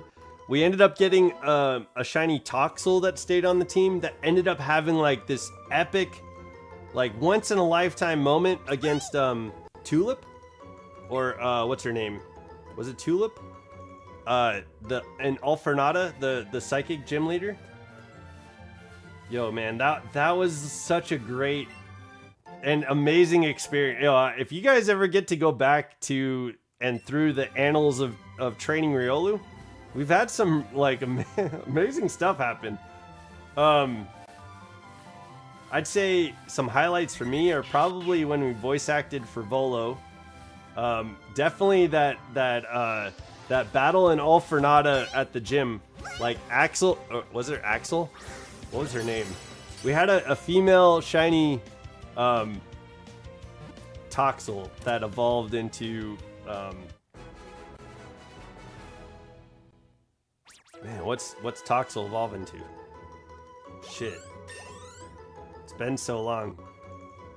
I could picture it. Toxtricity. Yeah. We had a shiny female Toxtricity, and I think we named it like Axel or something like that. Bye. So it had like this crazy moment where it survived on like 1 health and ended up like beating the gym leader. It was wild. Like I didn't know that her friendship had built up with me. But yeah, it was an awesome gym battle. I think it was like one of the first gym battles that we did too. But yeah, that was fun. Violet was a lot of fun. And we went through all the DLC too. And then after that, I think we played Legends Arceus.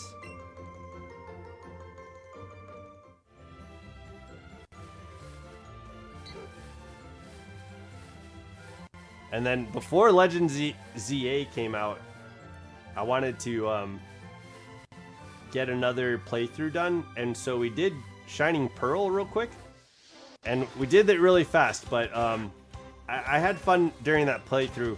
I get that the game is kind of lackluster for the Switch games, but what I would say is that ILCA understood the assignment and did the remake like shot for shot. So I mean, it was the same game as Diamond or Pearl. It's just on the Switch, and they did what they meant to do, I think. My most intense Pokemon fight was my first time versus Ultra Necrozma. Yo, that's crazy. My Infernape burned it, and for like 9 or 10 turns in a row, it toughed it out at 1 HP, giving me the opportunity to heal my whole team. Dang! And then it died of burn. Yo, that's crazy. That's fun though. Yo, see, that's hella fun. I would love to see that. Yo, I would love to see that battle against Ultra Necrozma. Yo, and that's what makes our journeys like so unique and special for Pokemon, right? Man, I fucking love Pokemon. Like, everybody can play it their own way. and the things that are important to us and the things we find valuable in Pokemon. I think there's a base level of like the values of Pokemon, and the fact that we can all at least have those together is pretty sweet.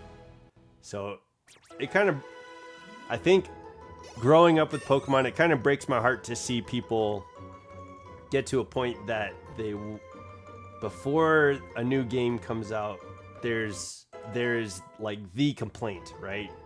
Like, oh, they won't have the national dex, or oh, this is the complaint I have about the game, and the game hasn't even come out yet. So that kind of breaks my heart, because it's like Pokemon has very few times let me down. So sad to see that. That moment felt like Vegeta fighting Kid Buu to stall, and even though he's getting beat the shit out of him and almost died multiple times, he just stood back up and kept stalling for Goku. Yeah, dude. Hell yeah. Yo, hell yeah. That's awesome. And Ultra Necrozma just standing there, like, super powerful. Yeah. That's funny though, with the dying to burn. I can appreciate that.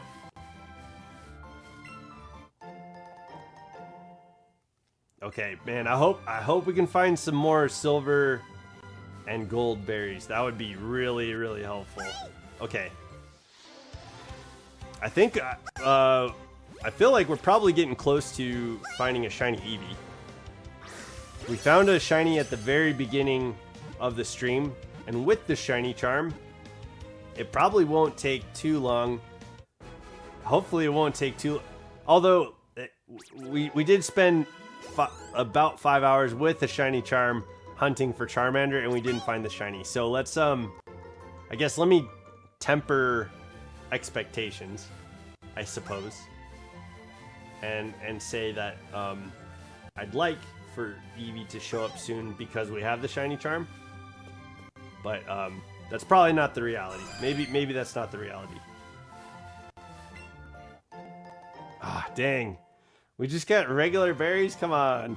Well, and berries are 100 Poké Dollars, so that's okay. We could sell those.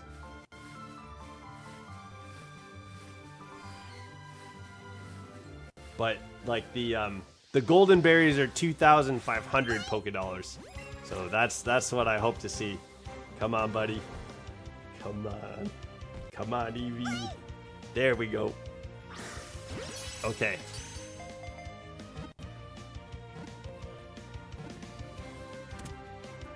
Man, Ultra Necrozma, I remember being really difficult to battle. Like, it was just so freaking powerful. I wonder if, I wonder how Pokemon Go is gonna do Ultra Necrozma. Like, they have the fusions for Reshiram and Zekrom, which is pretty cool. I'm surprised that they did that as soon as they have. But I'll be excited to see, like, how do they, if they decide to do Ultra Necrozma, or if that's something that they add to the game. It would be neat to see some platform where we get to like play with that Pokemon. Because I imagine the CP is gonna be like 7,000. Like it's the most powerful Pokemon that we have, right? I think Ultra Necrozma is like the most powerful Pokemon in Pokemon. I think. Unless Gigantamax Eternatus is.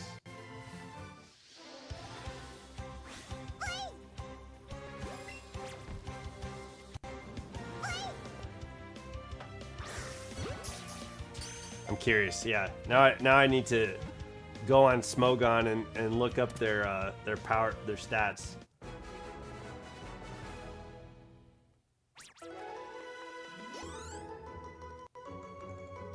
Okay, I think Nugget is about to be level 100.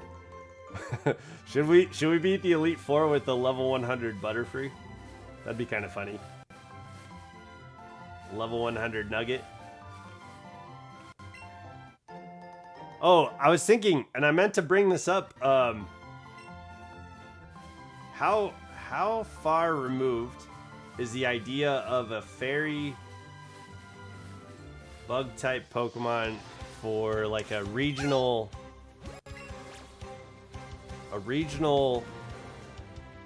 Dwebble. And like the design is like Dwebble just as a cupcake, and then Crustle being like a piece of cake, but he's still like the little crab, or the little hermit crab, but he's like fairy bug type. How far removed would that idea be from Pokemon?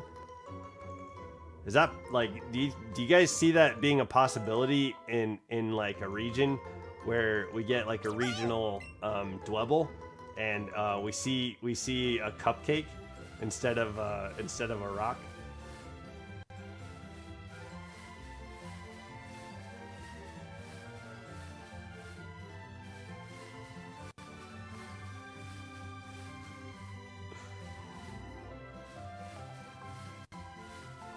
I'm imagining it with like little sprinkles all over the frosting and stuff like that. And like the like is it serrated? The rigid like wrapping paper that you put.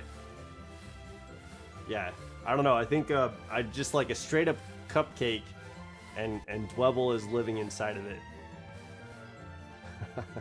I think that'd be a pretty cool fairy type Pokemon with what we've got so far. Alcremie and Gigantamax, you know, Gigantamax, Alcremie, and like we've got Fido, and you know, there's a lot of food Pokemon. We got a lot of food Pokemon, so I feel like Dwebble already kind of looks like a cupcake, and then Crustle looks like a cake already. So it'd be kind of neat to get a regional variant where it's a fairy bug type Pokemon.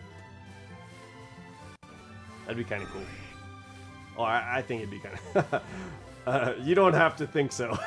Maybe it's not as cool as now that I say it out loud. Maybe you won't think it's cool, but yeah, I still think it's kind of cool.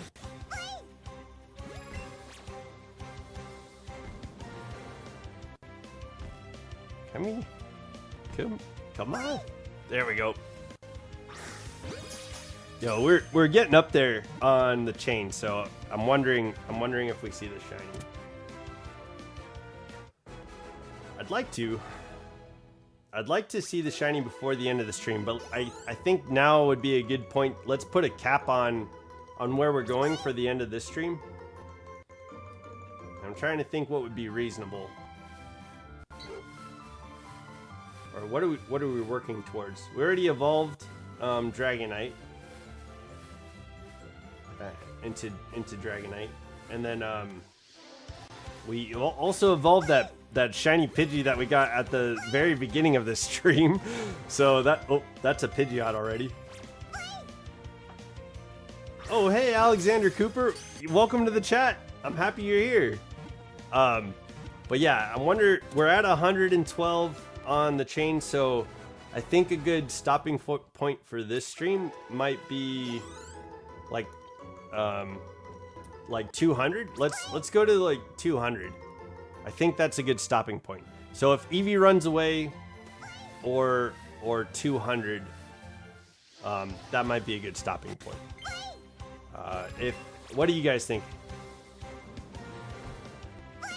Yeah, there we go. Yo, Alexander Cooper, how's your Wednesday going?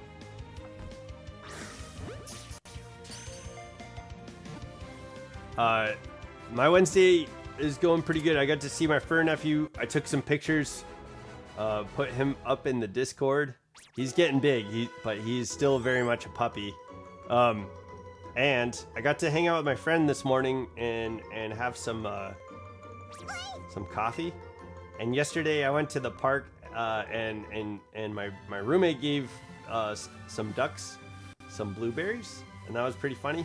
There was this one duck that it almost seemed like it was afraid of being given blueberries, while all the other ducks were like, yo, let me eat that. There was one duck that was like, oh, like, please don't. It kind of reminded me of Punch the Monkey.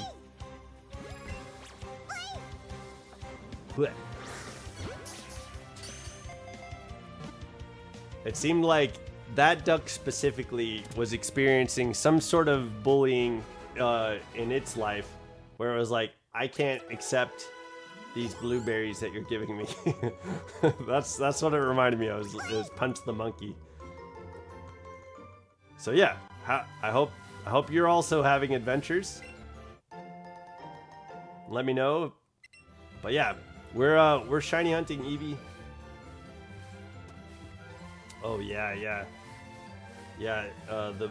The voice of Professor Utonium passed away. Tom Kane, yeah. He's the voice of the professor from the original Powerpuff Girls and Mr. Herman from the Fosters. Legendary voice actor Tom Kane died, I think, a couple days ago, right? Yeah, that was sad. There's been a couple of voice actors that have passed away this month, and it is sad. I think there's like a voice of generations, yeah, that when we lose them, it's pretty tough. It's pretty tough to understand that that's the end of that era, right? Yeah, yo, rest in peace to Tom Kane, man. I really liked the Powerpuff Girls when I was growing up as a kid. That's probably one of the cartoons that I was like, I didn't tell anybody at school that I watched it, but I hella watched that shit. Like, Mojo Jojo, even though the joke was pretty reoccurring. Yo, silver pineapple berries, hell yeah.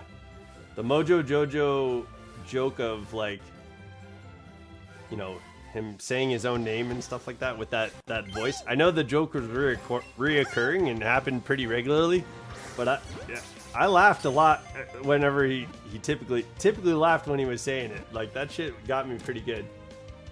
There's some pretty funny stuff, and I'm certain that there is some, you know, inappropriate stuff that happens in that show, but as a kid, I don't think I caught on to a lot of the inappropriate stuff.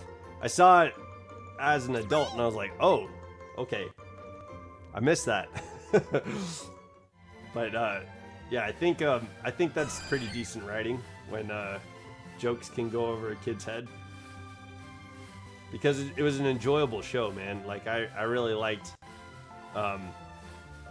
Buttercup. Buttercup was a badass. What was your guys' favorite Powerpuff Girl? In honor of Tom Kane, are you a Blossom, are you a Buttercup, or are you a Bubbles?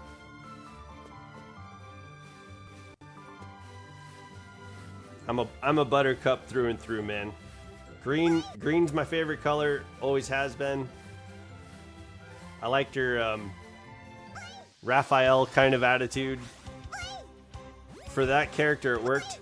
Like, I don't think Raphael's attitude works for Raphael. Buttercup, hell yeah. A leader. Raphael's attitude doesn't work for Raphael, but Raphael's attitude works for the mayor? Father Elmo's the mayor. Okay. This doesn't have anything to do with, like, his secretary, does it? But, like, but yeah, for me, oh, whoops. Did I say that wrong? Yeah, I did. Buttercup, you're Buttercup too. So Buttercup, I think her attitude, the Raphael type attitude, definitely worked for her. Buttercup, 1998 PPG was a good classic show for me. Powerpuff Girls was a good classic show for me. It's way better than the Powerpuff Girls reboot. I don't know if I've heard I'm the mayor guy. No. Okay. Yeah, it doesn't have anything to do with the secretary. Yeah, I didn't see the reboot for the Powerpuff Girls. I did see the reboot for the Thundercats, though. And I think that both shows are very good. I like that. I like the newer Thundercats show. So if it was anything like that, I probably would have liked it. But yeah, I don't know. I haven't seen the reboot for Powerpuff Girls. Had anybody else seen that or have any thoughts on that? I heard that they were gonna make a Powerpuff Girls movie, in the style of the old, you know, the old show, and that's something I'd probably be excited for. At this point, it's nostalgic, yeah. I mean, the reboot is just ass in general. Okay.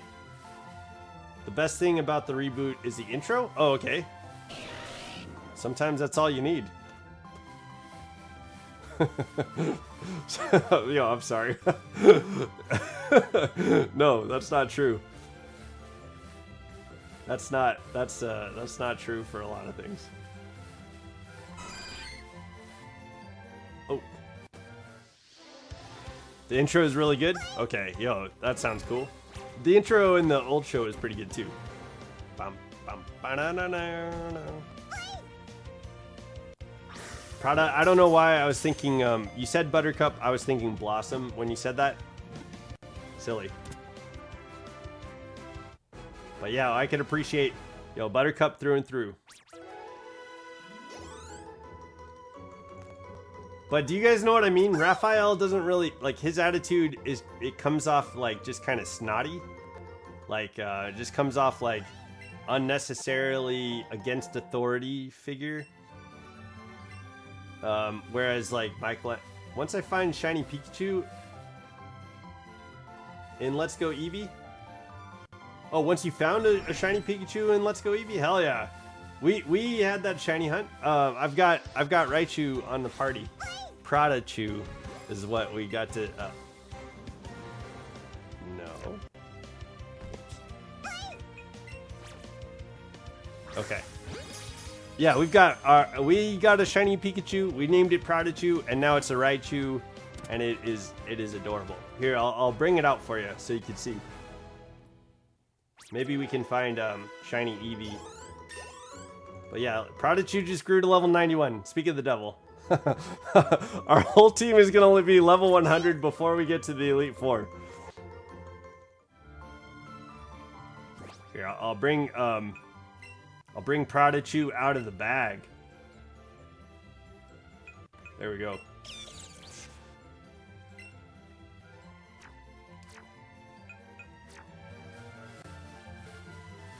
Aww. Dude, look at that Raichu. Ah, so cute. So cute. Oh. It's got little haunches. Our dog at home, Rogue, she'll like stretch and like stick her butt out, and she will do it intentionally so that you like give her butt pats. And I have a friend who had a cat that loved butt pats. I think Rogue kind of adopted that, which is kind of interesting because I don't think that was something that she used to do as a puppy or anything like that. But at some point she's like, oh yeah, I actually like that. So now she'll like stretch out, stick her butt straight up in the air, and she just wants like a da da da da da, like pats on the butt. She's all about it. So that's kind of interesting. And watching Raichu run made me think about that. Because it's almost like that stretched out pose, close to that stretched out pose that Rogue does while it's running. Oh, there we go. What's up, Eevee? Let's get this shiny. Where's your shiny brethren?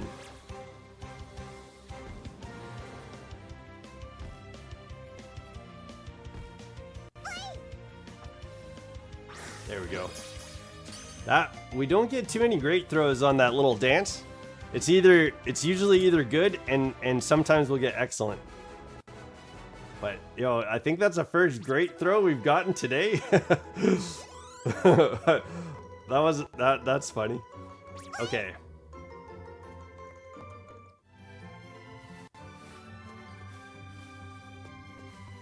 There we go.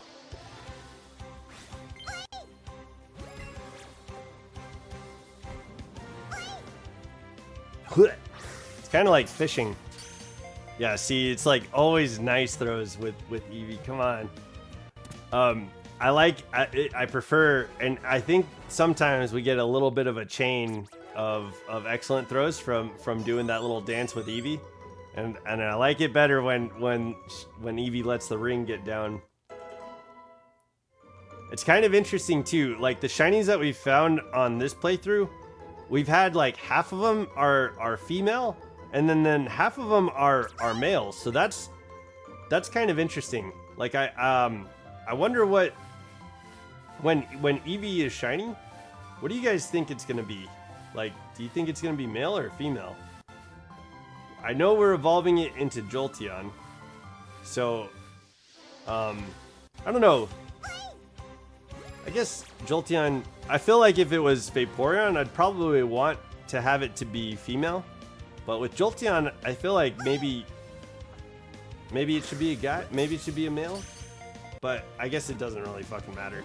I'm just curious, like, we've had like half and half on the shinies.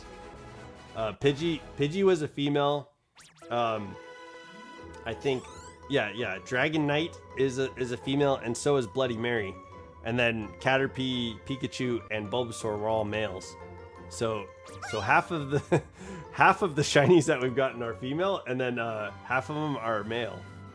Most mons have a 50-50 chance, but the starters and Eevee itself has a 12.5 chance to be a girl.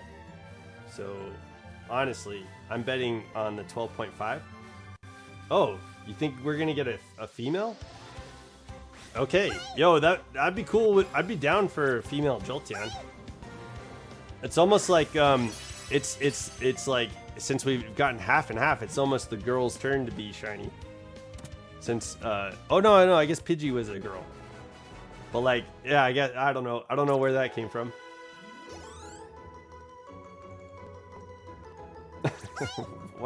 What are you saying, Roy? Yeah. Okay.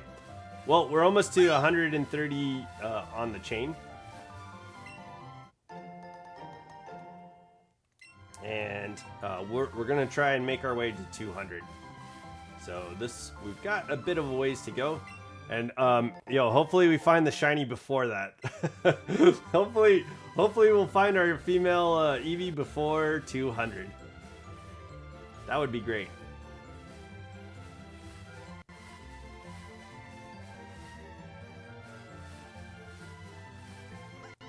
It's pretty unlikely, you know. 99% of gamblers quit before the jackpot. I think it's also smart. If you're gonna gamble, give yourself a limit to spend.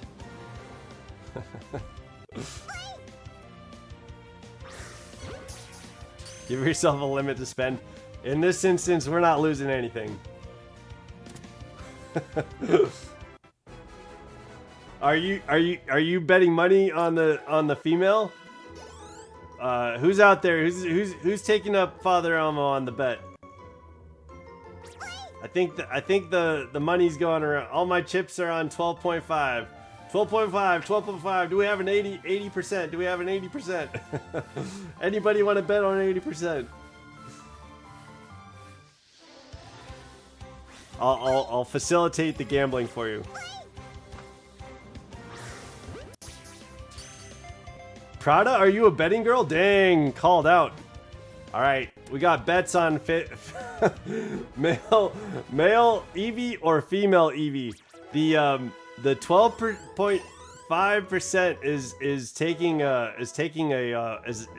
bets are on the 12.5%. But if you want to join in, here I'll make a poll. That way you guys can join in and not necessarily gamble. If you want to gamble with Father Elmo, you can. But here, I'll make a poll.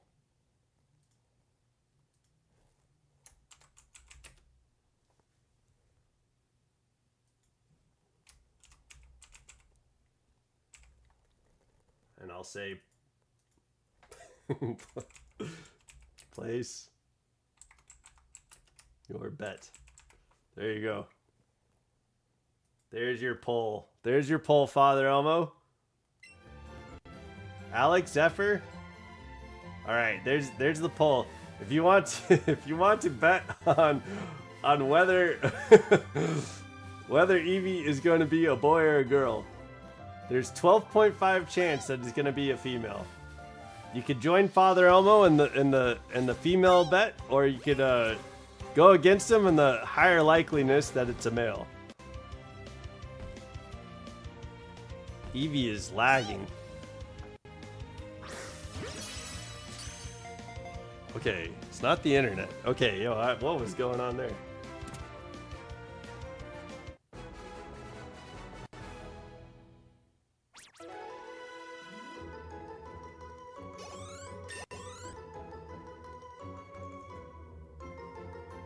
There's 2 votes. We got 2 votes on female. Dang, that's great. I like that you guys are going against the odds. Okay, we got 1 bet on male. Hell yeah. Most fathers want a son. It's all about, you know, lineage. You know, get your heritage out there. Do you want a daughter, Father Elmo, when you have a kid? When you have kids, do you want to have a daughter? I think if I was to have a kid, I'd probably want a daughter. I can imagine like the whole princess situation and watching Frozen and dressing up in tutus and stuff like that. If that's how that goes. If I do.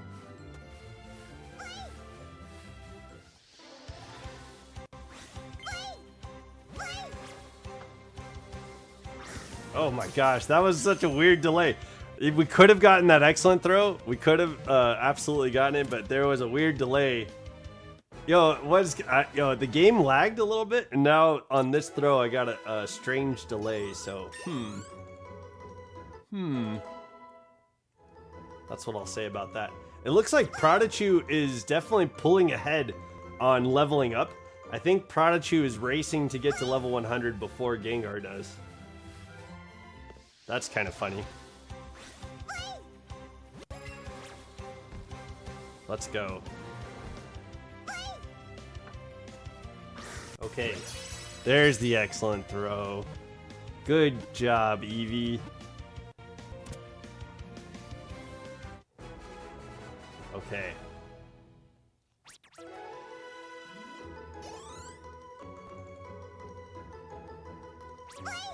Hey, boy.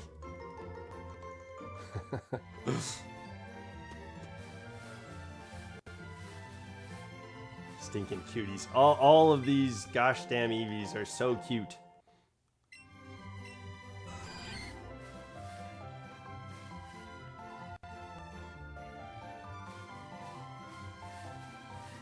I feel like, oh, okay, I was like, man, I saw something in the grass. I feel like I saw the grass rustling. But right off the bat, an excellent throw. Okay.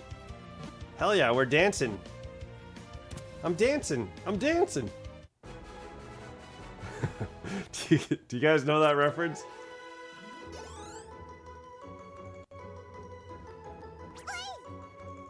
Goku versus Cell or Luffy versus Rob Lucci? What is Rob Lucci? I couldn't tell you what Rob Lucci is. Is that one of the people in One Piece? Is that one of the bad guys in One Piece?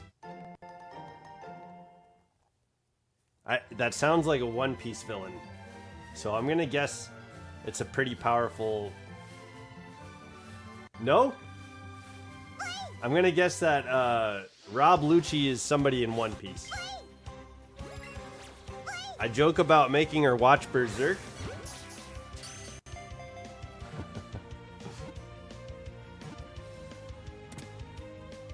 Okay, Rob Lucci is like the main antagonist. Yeah. That's kind of interesting. I'd imagine it's probably... I think for me, if I watched One Piece, it'd probably be Luffy versus Rob Lucci. Because it seems like One Piece builds up to the antagonist, right? Like, there are many antagonists in Dragon Ball Z. And like... They built up Frieza, but like they did that with a lot of like filler and yelling, and that's like the joke about Dragon Ball Z. So the Cell Saga, I think, really picked up in Dragon Ball Z. Not the main antagonist, but he's like a strong opponent. Oh, okay. Okay, well if it's the same format as like Dragon Ball Z, then I couldn't tell you. But if One Piece is like building up to like a main antagonist, that's something that I think Dragon Ball Z really missed out on an opportunity to do. Like, and what Dragon Ball Z does really well is they do redemption arcs for all the villains, and I love that. Vegeta is a lot of people's favorite character, but I'm really enjoying watching Broly have this like cute romantic relationship with an alien girl, and I'm also enjoying how the beast of like who Broly is coming out in the training battles between Goku and Broly. Like there's some pretty cool and interesting like redemption happening with Broly, and maybe what they're saying is that Broly will never be like a Z fighter or like a good guy, and maybe that's where that story is heading. I'm okay with that too. Like, I don't know if Broly necessarily should be a good guy, but I do like the good guy arc that he's having. So I think Dragon Ball Z does a really good job with good, like, the redemption arcs of their villains. And I think Dragon Ball Z is missing the mark when telling a story, not having an antagonist that they're like building up to. Like, Goku's intention is just to like fight everybody, and he just wants to get stronger, and that's really cool. And I think it's motivational, and I think people should have discipline to be able to do something like that. I can give you the context on the reasoning the fight occurred. Luffy has a crew member from an island that was mysteriously wiped off the map, out of the world, because people there were learning too much lore and were going to expose the real history. This kind of sounds like Gon and Killua. Kind of like it belongs in that story. But yeah, go on. I feel like Hunter x Hunter was a great show, and I feel like that show missed the mark on the ant story. I see why people would appreciate the ant story. Like, I liked that the main villain of the ant story had like a relationship with the grew conscious because he was playing against a blind girl who was really good at chess. That part of the story was really cool. But like what was going on with Gon, Killua, the revenge arc, and like the power up that Gon went through, like all of that seemed really misplaced, and it seemed out of character for the show. So I think they missed the mark there, which was weird because that was like the penultimate episodes of the show. And so she was basically the only sole survivor, was just a kid, and saw her homeland get nuked. Her family died. She did escape the havoc, and so she was known as the Demon Child. Interesting. And even at age 8 or 9, she had like a massive bounty on her head, wanting her dead. Okay. So who's Rob Lucci? Am I jumping ahead? I do that, and I apologize if we're ever discussing things and I jump ahead. That is definitely a like 300 plus million. Yeah, that sounds like a big bounty. If I ever jump ahead, that's a distortion that I'm trying to work on in myself. So, it's 50-50 on the bets, whether Eevee will be a boy or a girl. I'm back from Target. I'm home now. I bought tostadas and some whipped cream. Whipped cream and tostadas? Hell yeah. Sounds like a party, Alexander Cooper. Did you vote on placing your bets, male versus female? Father Elmo says there's a 12.5 chance that we get a female shiny Eevee, and he's placing his bets. I saw some random kid in the store today. It was his 12th birthday. Yeah. May 20th, 2014. Okay, that's Yep. So then at the point of the story, the girl known as Nico, Robin, she gave herself into the government, basically just asking to die. And Rob Lucci is a different type of Navy. Different type of the Navy, a spy for an idea.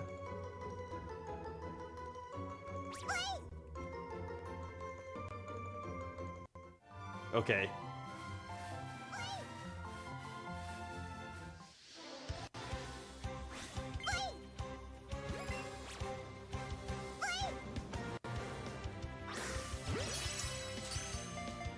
Yeah, I need to finish Jujutsu Kaisen too. I said that earlier, I forgot. I think the 3rd season might be done, and I think I'm gonna probably finish it off by binge watching it. But I enjoyed the first 3 episodes of Jujutsu Kaisen. The arc with, I think her name's Mai. Yo, she like goes home to her family, and her family has like done her incredibly wrong, and she just goes and just destroys everybody. That was insane to see.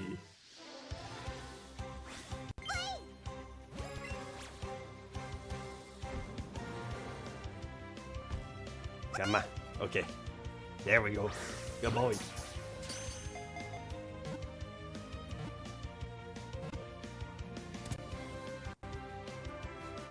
So then at the point of the story, the girl known as Nico...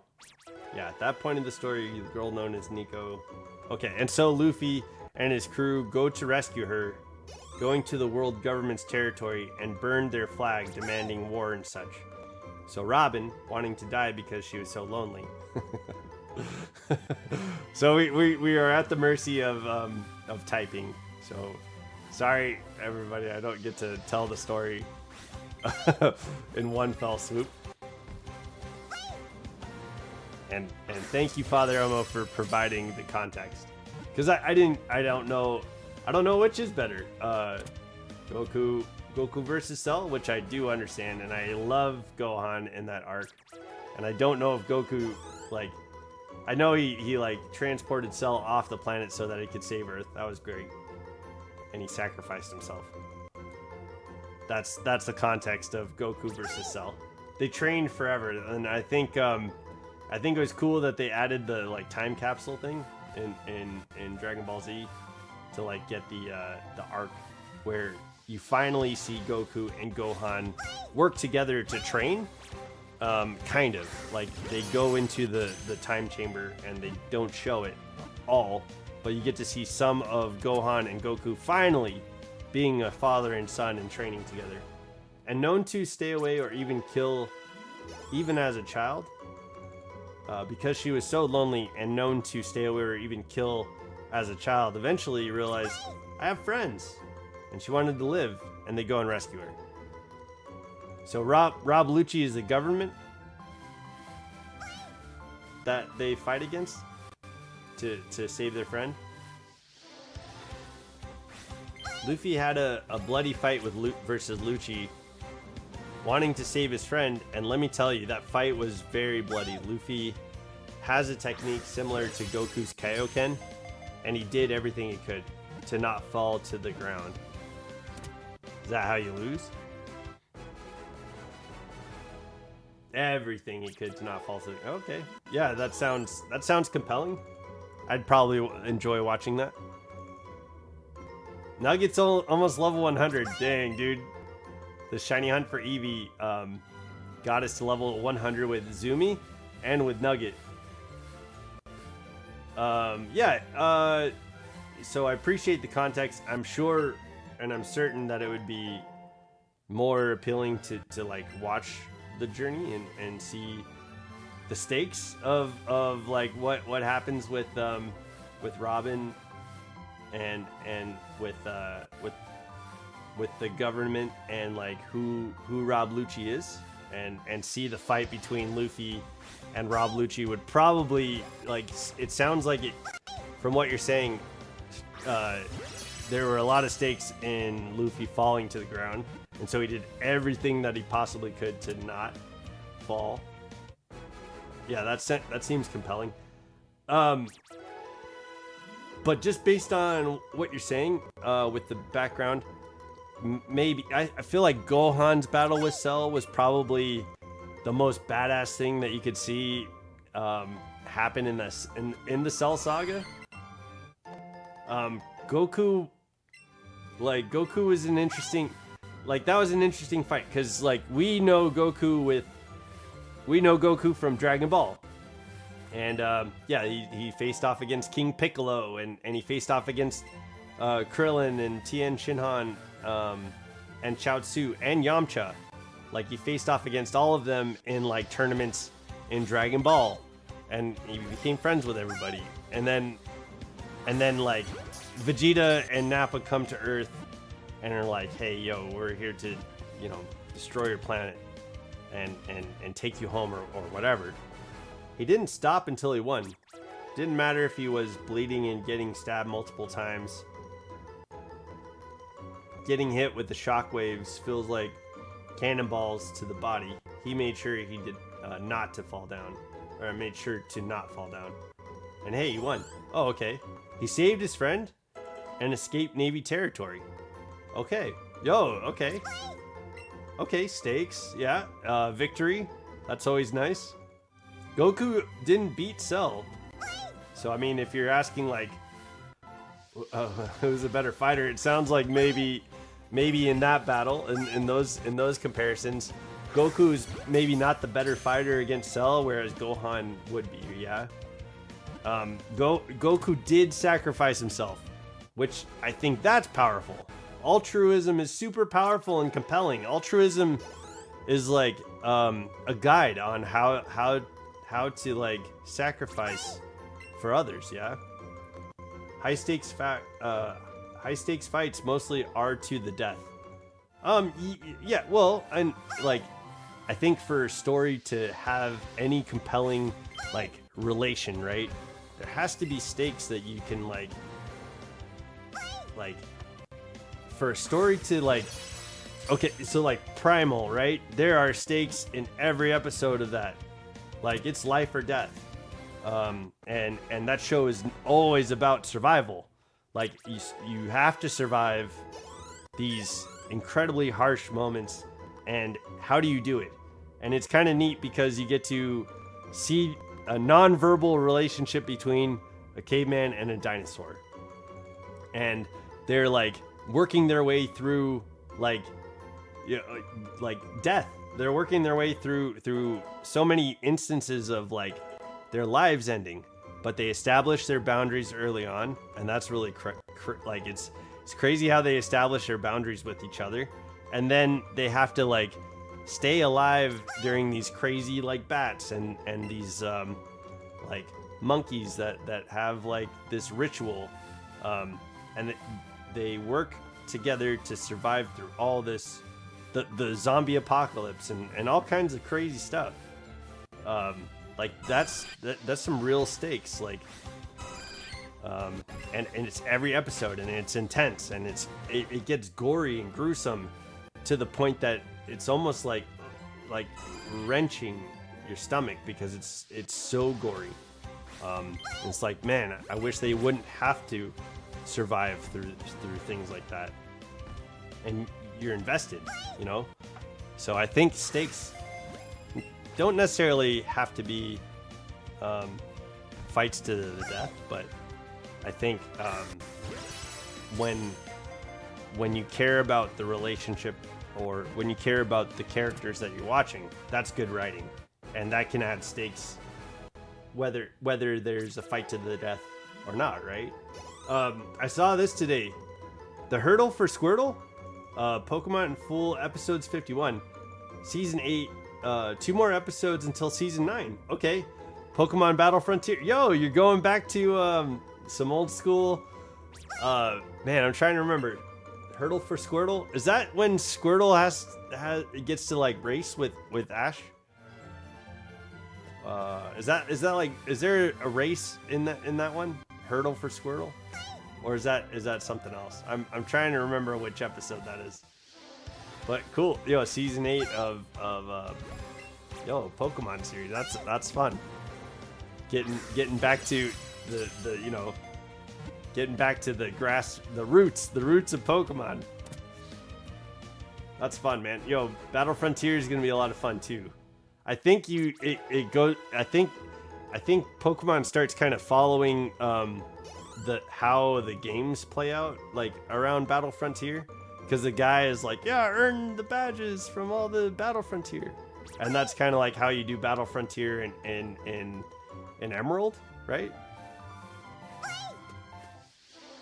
Yeah, for example, a certain point in the story, Luffy fought Kaido, whom is the king of the beasts, 22-foot man with the power to become like a Dynamax Gyarados. Tough, almost indestructible skin.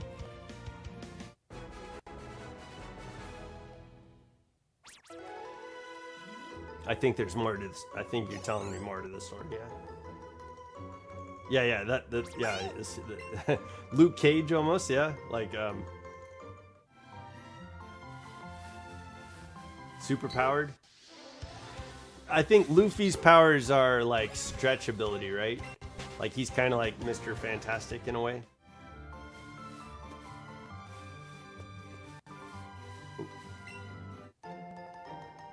I think while we were talking about Dragon Ball Z and One Piece and Primal and Jujutsu Kaisen, I found some silver pineapple berries, so those will sell for $500 each.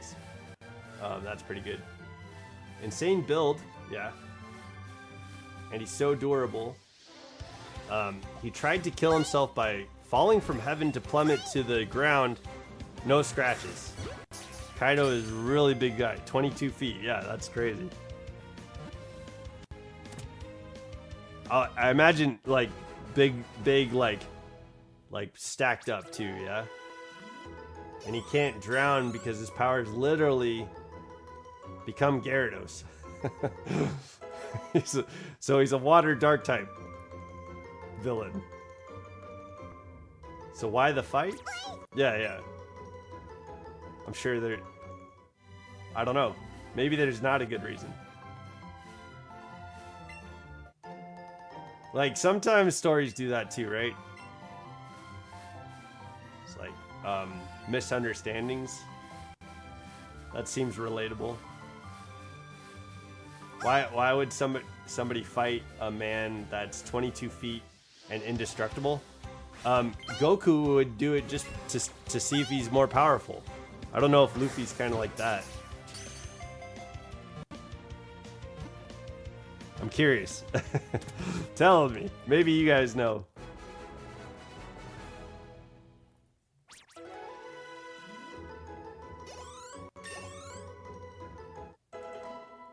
Okay, yo, Prodigy made it to level 93 and Bloody Mary's on the way. Gengar, he took over a territory and enslaved the people for 20 years.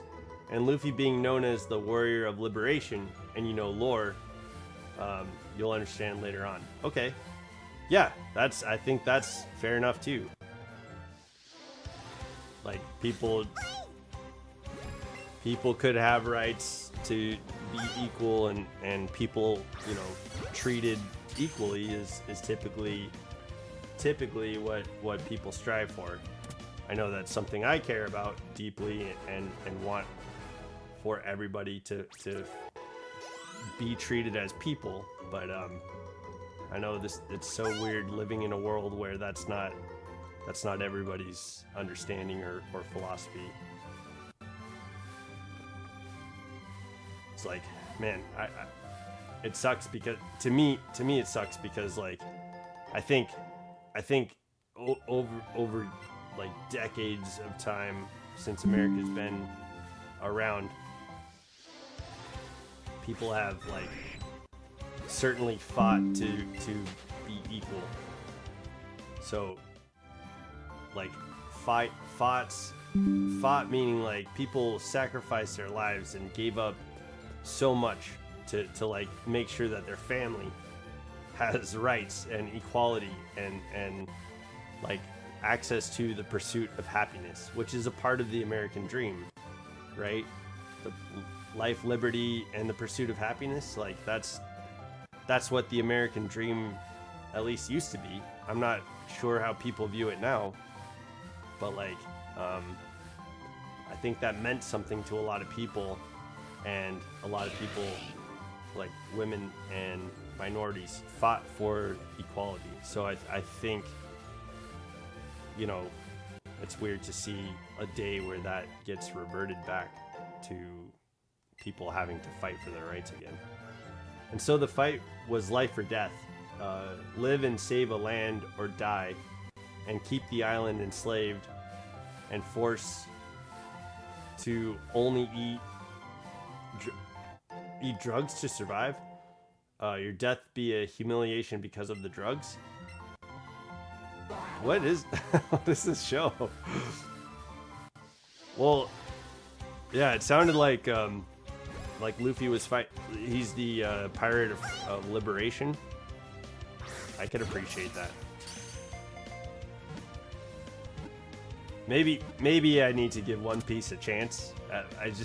My problem, I don't know how you guys feel about it, but like, or how far into One Piece you guys have gotten. I know, Father Elmo, it seems like you're catching up to it, but for me, it's just like there are like over 1,000 episodes, and I can't like bring myself to give myself time to watch it. Like I think there's other things I want to be doing, you know. Oh shit! No. Okay.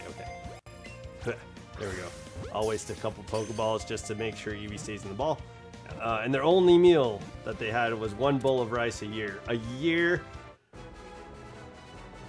It's only on your birthday?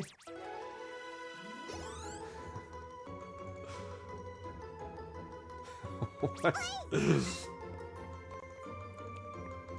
So it's what, 1 grain of rice a day? Well, right, and rice goes bad. What is this? That's not even realistic. Like the goop on rice would create bacterial formations, and it would grow into like mold, and it would end up rotting. You can't survive on 1 bowl of rice? Unless the bowl of rice was like uncooked, maybe. Maybe you could store it, and the grain of rice could survive throughout the year. And maybe you eat just a grain of rice. Oh my gosh. What? It's uncooked rice, right?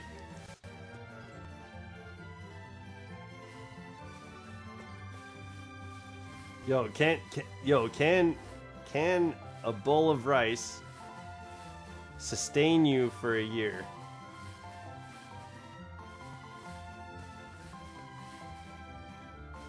Definitely not a cooked bowl of rice.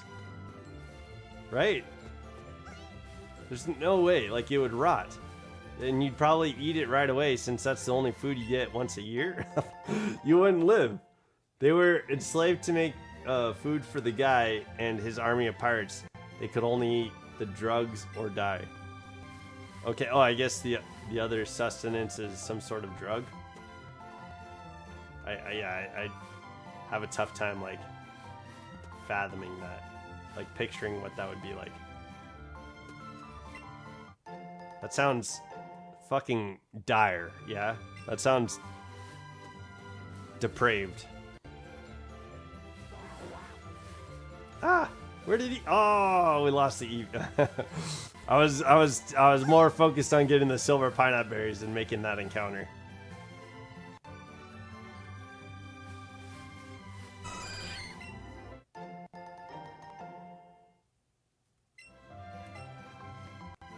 But the biggest high-stakes battle was when they went to the Navy territory to save his brother from execution. Luffy has a brother?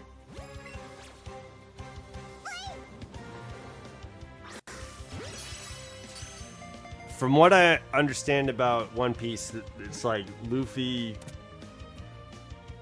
has a ragtag group of people that stay on a ship, and there may be like a love interest. That might be the Robin character, yeah. Two brothers. Yo, is that Rick and Morty? This summer, come and see the movie Two Brothers. And you're not gonna want to miss this one, because this time there's an alien armada, and they have sombreros, but the spaceships are full of grandmas. But don't forget, there's cats in this movie. But yeah, the two brothers, they gotta fight through the alien armada, and maybe we should just call this Two Brothers, right? Oh, not by blood, but the shared sake.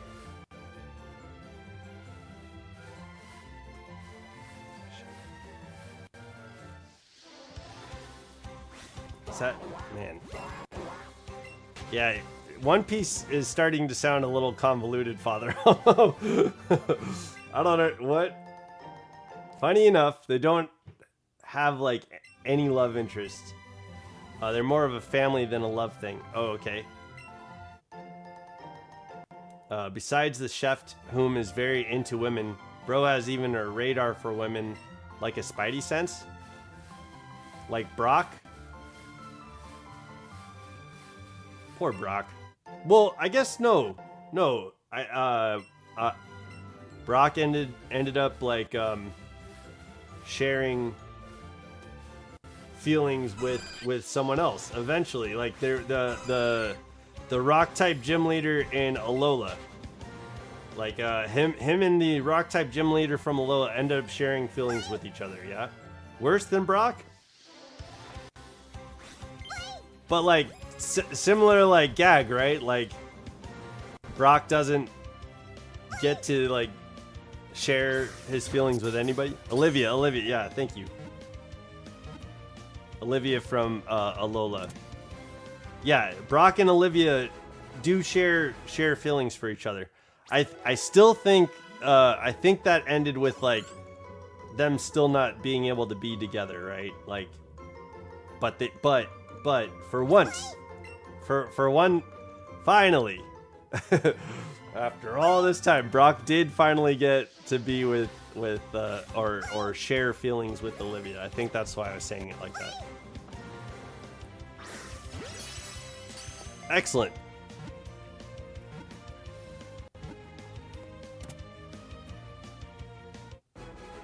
Yeah, One Piece sounds a little convoluted, man. And it's probably because I'm just not like tied to the characters, and I feel like if I watched it and I invested time into it, I probably would absolutely be tied to the characters. Yeah, I think that it probably would do its job, but I think I would enjoy it once I got to 1,100 episodes. But yeah, so Luffy raided the Navy territory and had a war, pirates versus Navy, just to save his brother, his not brother, his brother that is his brother but isn't his brother because they shared sake. And that what made it worse is their grandfather is in the Navy, is the Navy hero, like the guy. Yeah, they're Goku per se. So this is like after the fact. Yeah, like grandfather could have his own story arc, but yeah, he was the ops. That's okay. Sometimes that's how family goes. I would not hope that for anybody. I hope your family is not the ops. I would hope for you guys healthy relationships with people that are willing to try to help you understand them as much as they want to try to understand you. I hope that's how your families are. And if it's tough for you to see that in your family, I hope you can be the type of person that wants that or works towards that with your family. So their grandfather could have just canceled the execution and stopped the war. But no. Okay, so the grandfather's still alive and he didn't save his own family?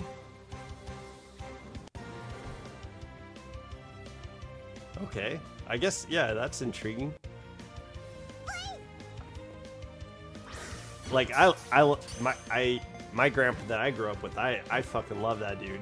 I think growing up, I looked up to him maybe a little too much because, like, the relationship that he's in with the woman that he chose to be his wife is very, very toxic. Like, I mean, he doesn't see that or care about that, but like, generally speaking, my grandma, by marriage, is actually not the nicest to him and very, very, like, very mean to him, and he deserves like way better treatment than that just because he's a good dude. But yeah, I love my grandpa. So if any of you guys have a tough time with your grandparents or mothers and fathers, I that sucks. I'm sorry. Oh yeah, grandfather is alive and strong, over 70 years old, and literally nuked an island of pirates just to save a pupil. Okay, so this grandfather, I feel like this show, the way that it's structured, probably has a lot of like backstory to like all the characters. I imagine there's probably a like backstory to the grandfather that humanizes him and makes him relatable. Probably like Naruto does, yeah? One punch. Does he have a bounty? Does Grandpa have a bounty? Like, is there... Or he is the Navy. So the Navy, I imagine, creates the bounties on the pirates, right?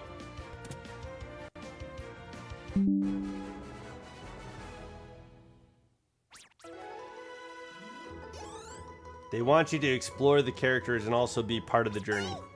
Yeah. Well, and I'd say Naruto does that, right? Like, there's filler episodes for like Gaara or the Sand Kid. And that's like a big part of the story. He starts off as like this unbeatable, sand guy, but he ends up being like someone you can rely on because Naruto does the Goku to him and lets him redeem himself, or finds a way for the story finds a way to redeem the character. It does a Goku. It does a Dragon Ball Z in Naruto quite a bit. So the Navy don't have bounties normally, but in the series later, the pirates create their own versions of bounty for the Navy soldiers. So his grandfather has one of the highest. That's fucking fun. That's funny. Hell yeah, pirates.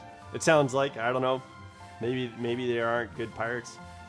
Maybe Luffy's the bad guy, and he's just written as the protagonist.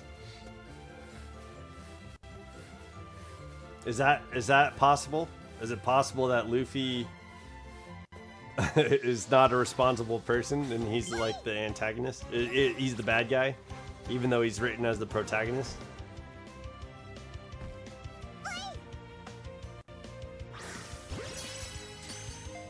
Like, I feel like the Z fighters oftentimes will destroy massive amounts of property in battles,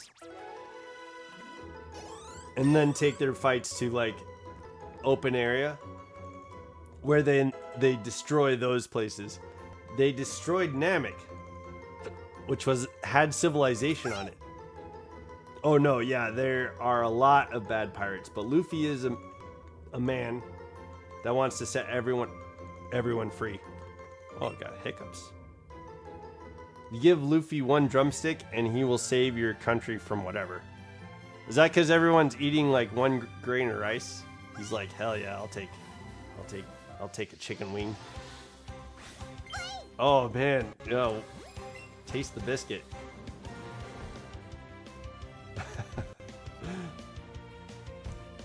I don't want that honey on my chicken wings. My chicken wings.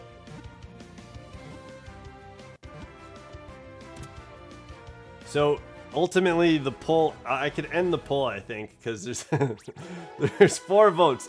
Two people voted for Eevee showing up to be female, and 2 people voted for Eevee to show up as male. And we know Father Elmo is taking bets.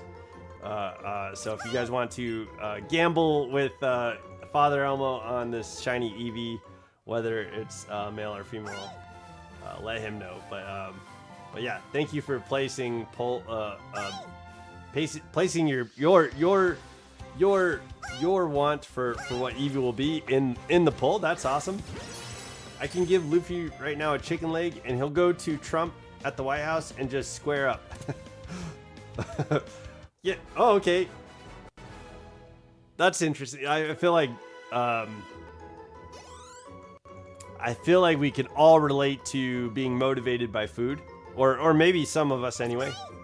Food is a motivator. Can be a motivator, especially I guess if there's a world where people have to like eat 1 bowl of rice a year. That sucks. Hopefully Luffy wasn't. Well, okay, so is Luffy's motivation that he understands that there's a world where people are enslaved and he wants to set people free? Or was he enslaved before and he didn't have food like that? Just because he wants to set everyone free, give everyone freedom, and stop suffering from wars and taking people's life for nothing. Okay, so he's just altruistic.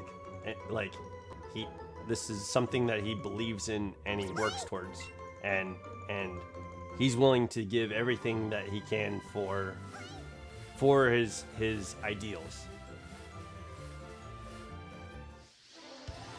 I saw a show recently. Markiplier, the YouTuber, is promoting, I think, a friend of his show, and it was the pilot that he put on the channel. It's about these like people going through the multiverse, their multiverse, and in their multiverse they have to help video game characters. They have to help the villain like Bowser or Ganondorf. They have to help King Dedede or like King K. Rool, right? So that way they can stop someone from helping the hero beat the game and destroying the universe, their world. So the good guys have to, like, the good guys are trying to help the world and the people in the world, the non-playable characters, the hero and the villain. They have to help the villain like succeed in order to save the planet, right? There's another faction that are helping the hero beat the bad guy, and when that happens, the world is destroyed. Oh. There we go.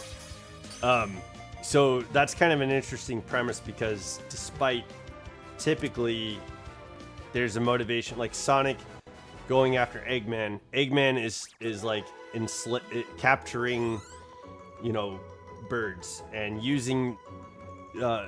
Actually, it's not just birds, but animals. He's capturing animals and using them as like machines. So that's terrible, right? And Sonic goes to rescue all the animals and stop Robotnik from destroying the lives of creatures. Okay, Luffy's motivation is he just wants to set the people free.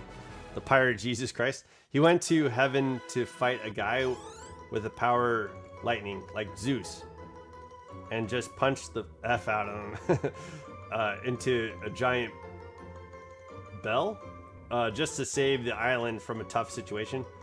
Like how Goku saved Namek from Frieza, but if the motivation wasn't because he likes fighting. Well, and I think Goku's motivation was different on Namek too, right? Like, Frieza kills his friends. And so his motivation then became like,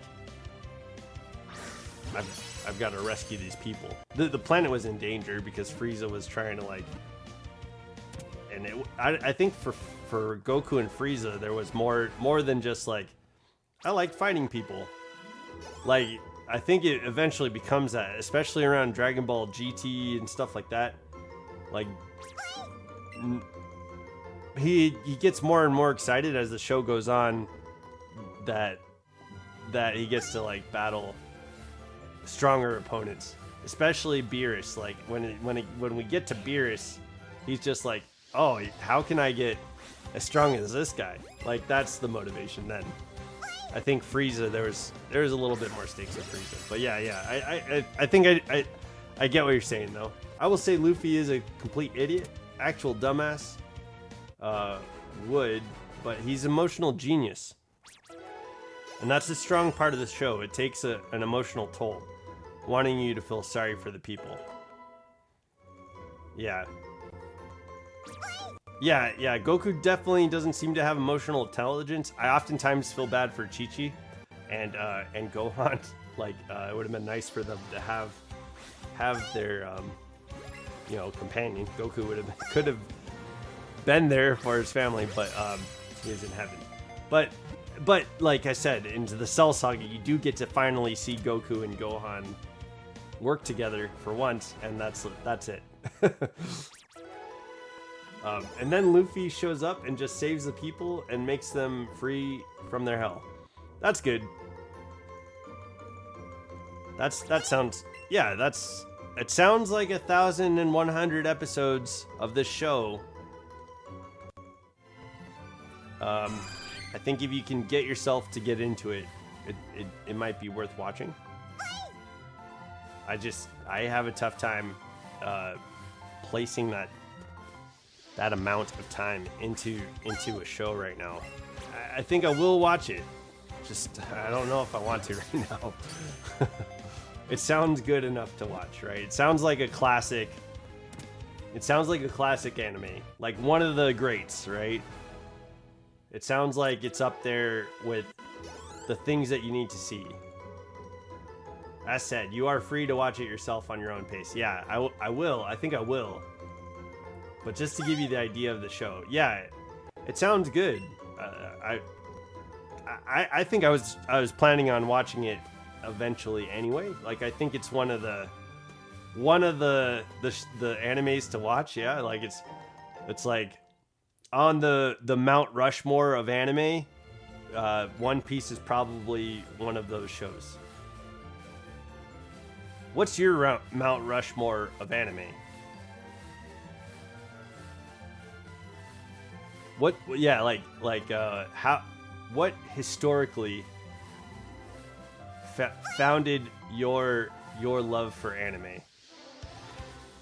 For me, it's definitely Dragon Ball Z is up there.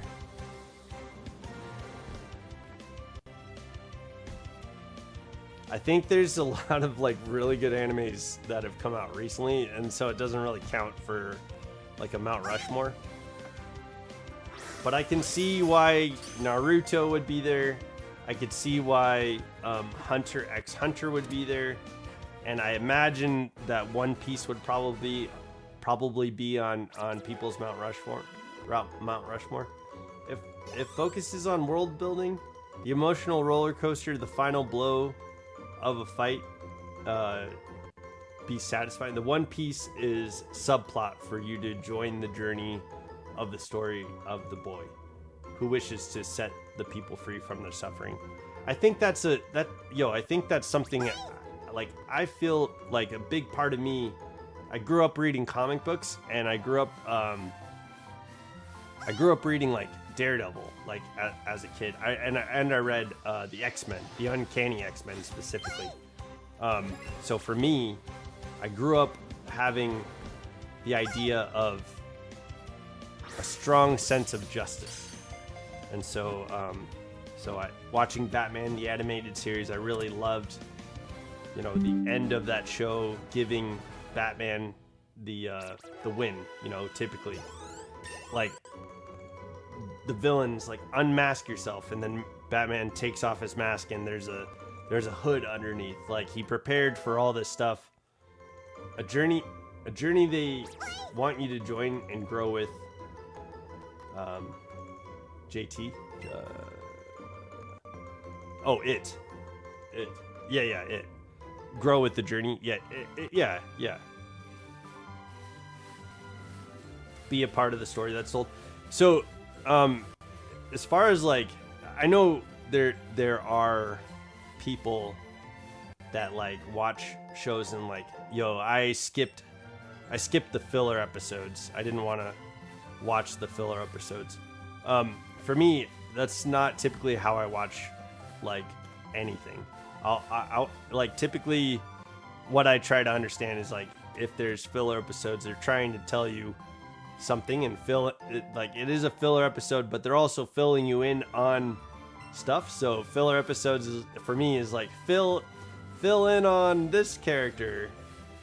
So I did watch like Naruto and watched all of the filler episodes and stuff like that. So that's what I would do with One Piece also, and I'm just not ready, just not there yet. Like, I'd much rather settle into like Gaichikuda. Like I was able to watch Gaichikuda. I think that the animation style is really wild in that show, and I really like the character's motivation with the people that he interacts with. I like the different teams that are in this underworld of garbage and stuff like that. I think that the garbage monsters were animated really interestingly. It seemed like there's some CG that goes into it that's kind of easy to recognize, and it seems like it fits into the world, and it's like this distortion in a way to help amplify how evil those monsters are and how like dangerous looking they are. So I can appreciate the strange CG to it, but Gaichikuda, the character, you know, like it's like a lot happens to him really fast, and then he goes into this new place, and then you get this slow build to get back to a goal where he can like get back to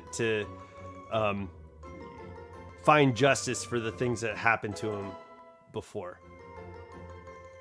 Wanting you to explore the areas that are visited, the characters, learn their perspective, story, feel like you're part of the Straw Hats.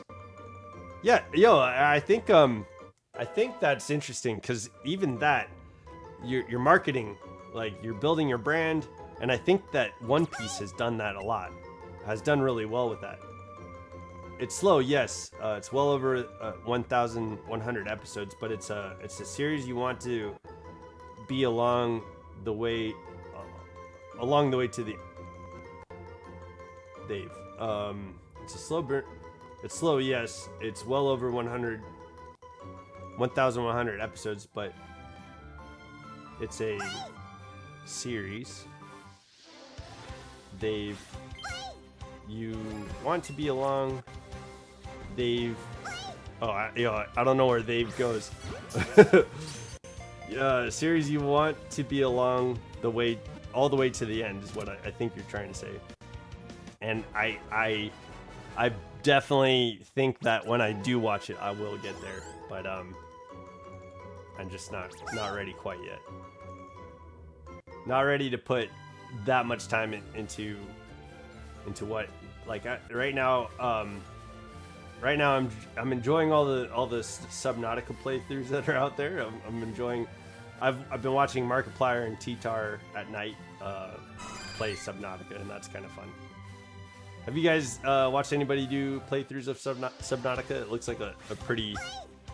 it's kind of interesting because there's this uncanny valley of being underwater, and then monsters are appearing, or like you get taken underwater and stuff. You know, like there's that shark attack kind of experience that happens in Subnautica that is thrilling, and it happens like sparse enough that it builds a fear. It has its funny moments, especially in the early parts of the show, so it won't be everything serious. This show inspired by Dragon Ball Tom and Jerry. Okay. Yeah, it feels like there's a bit of Goku inspiration in Luffy from the things that I understand. And I think he even gets almost like a Super Saiyan mode to him too.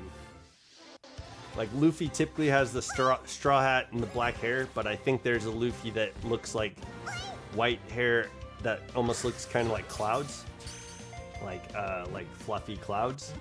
His hair kind of looks like fluffy. I don't know if that's a apt description, because I'm not sure what the power is. But also, I from what I understand, he might be rubbery.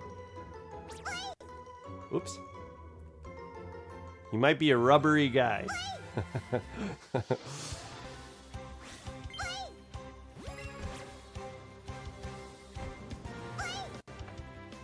There we go. Okay, we're almost to 200. I think when I get there, we'll go ahead and end the stream. But we'll pick up again at this 200 tomorrow, and we'll continue. Whether there's a shiny Psyduck or a shiny Ponyta or whatever, I might be tempted. But if you're here at the beginning of the stream tomorrow, let me know. Like, don't catch that, or like help me out, because I couldn't stop myself from getting a Pidgey. I'm not sure if I would stop myself from getting a Ponyta. I'm not sure if I would stop myself from getting a shiny Ponyta.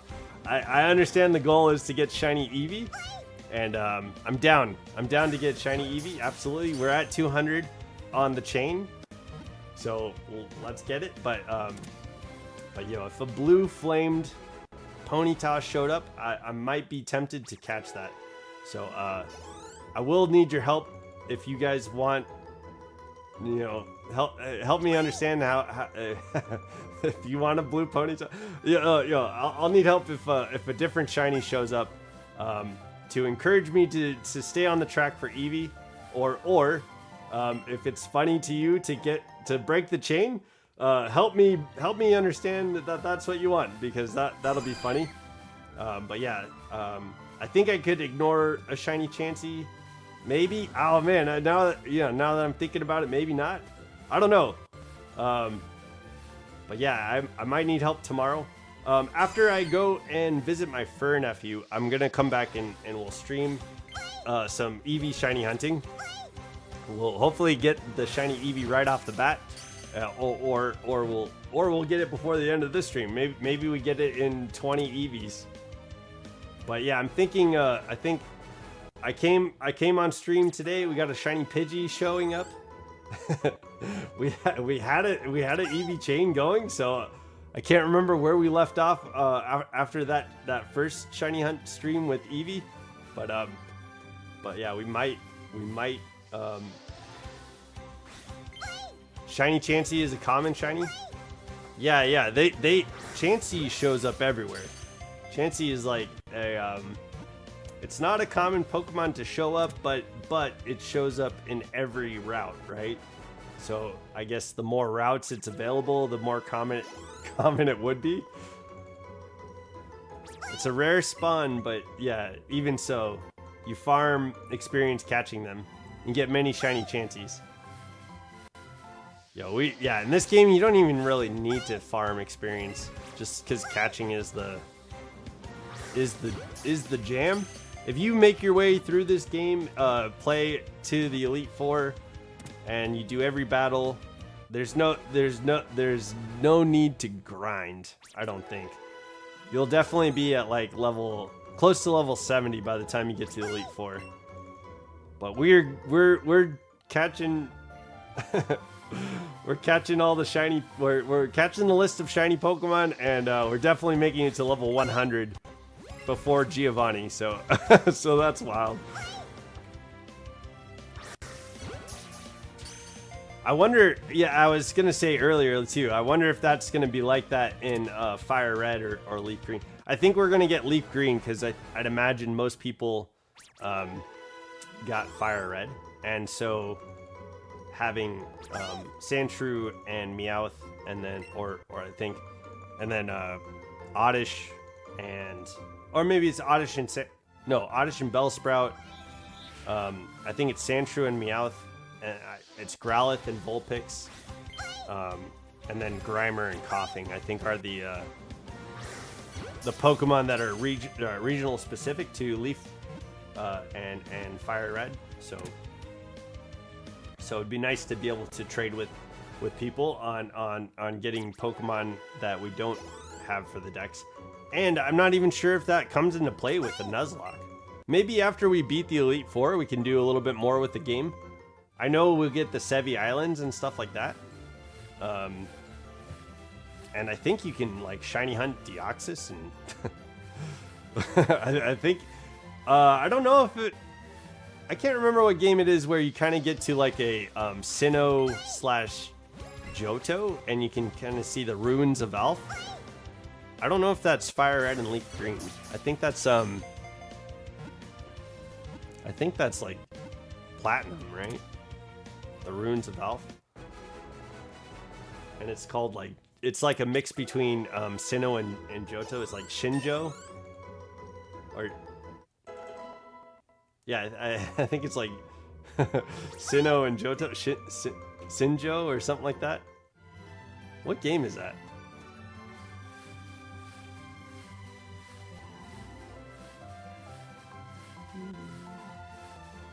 Hey, boy.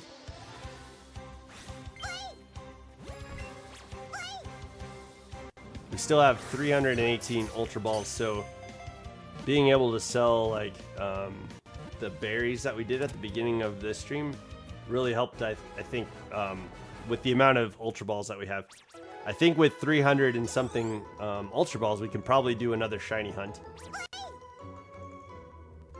We're at 192 Eevees, so that's pretty good, man. Like, I think we're getting up there. I wonder how many berries we've grabbed during this stream. I was practically down to 0, so I think, yeah, if we just check how many berries we're at, we'll see what we grabbed from this stream. And I'm curious, I think we got like a handful of silver berries. We might have got like one gold berry, maybe. Like, I feel like we didn't get much as far as like gold berries go. But it's kind of interesting too. We had Dragon Knight following us. We had Bloody Mary following us for a second. We had Pradachu following us for a second. And we had similar to Sun and Moon, you SOS the Chansey and kill infinite Chanseys and the shiny spawns, and you got to catch it. Yeah, I kind of like the SOS system because to me that was Niantic. That was Game Freak saying there is some sort of connection between Kangaskhan and Cubone. Yeah.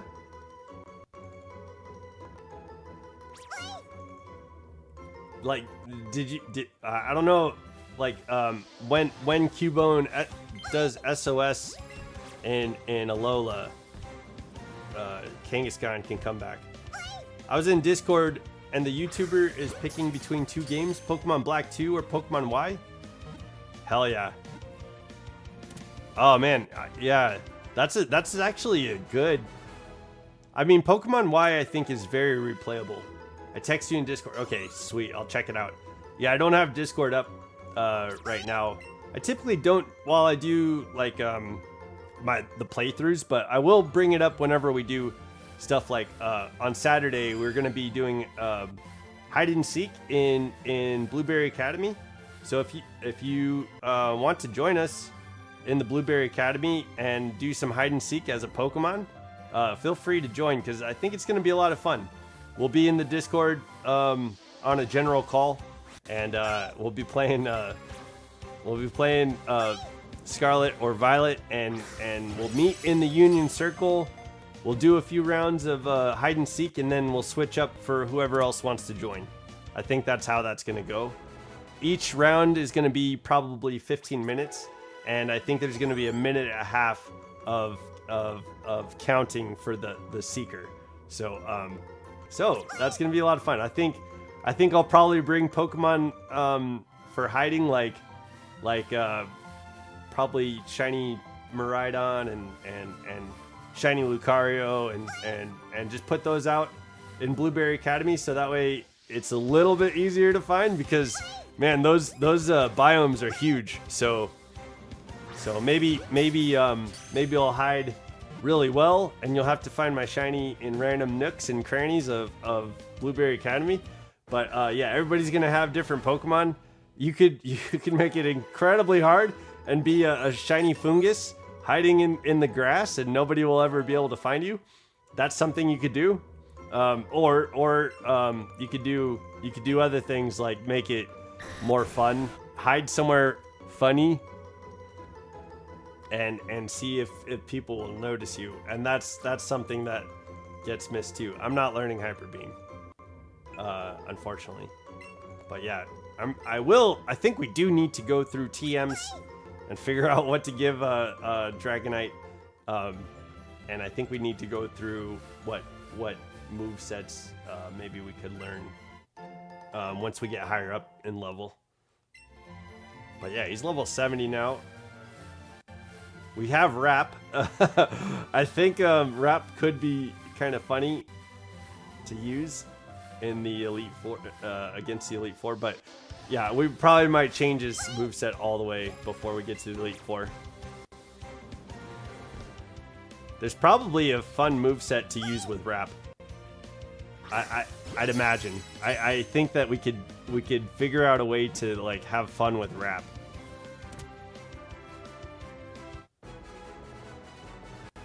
And Alexander Cooper, I will check your text in Discord here shortly. I think we're getting close to 200, and I think that's going to be a decent stopping point for the shiny hunt. Yeah, we got 3 more Eevees. If we get a shiny Eevee and 3 Eevees, man, how crazy would that be? But yeah, at 200, I think is a good stopping point. We could definitely come back to this chain tomorrow.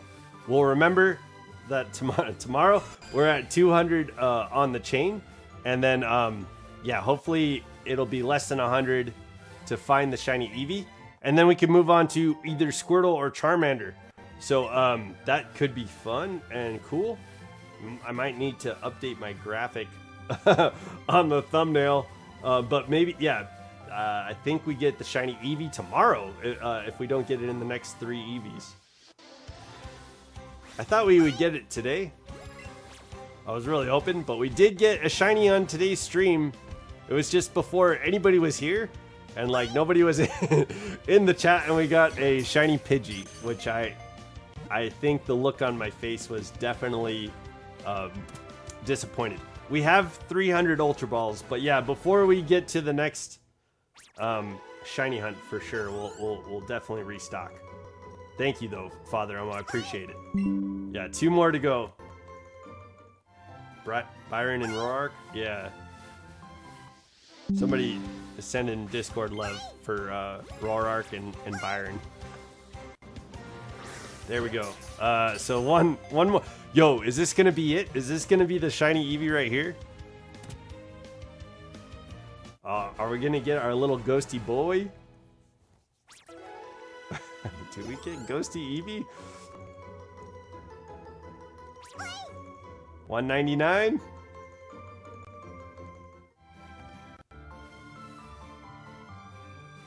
Oh, okay. Darn. 200, okay.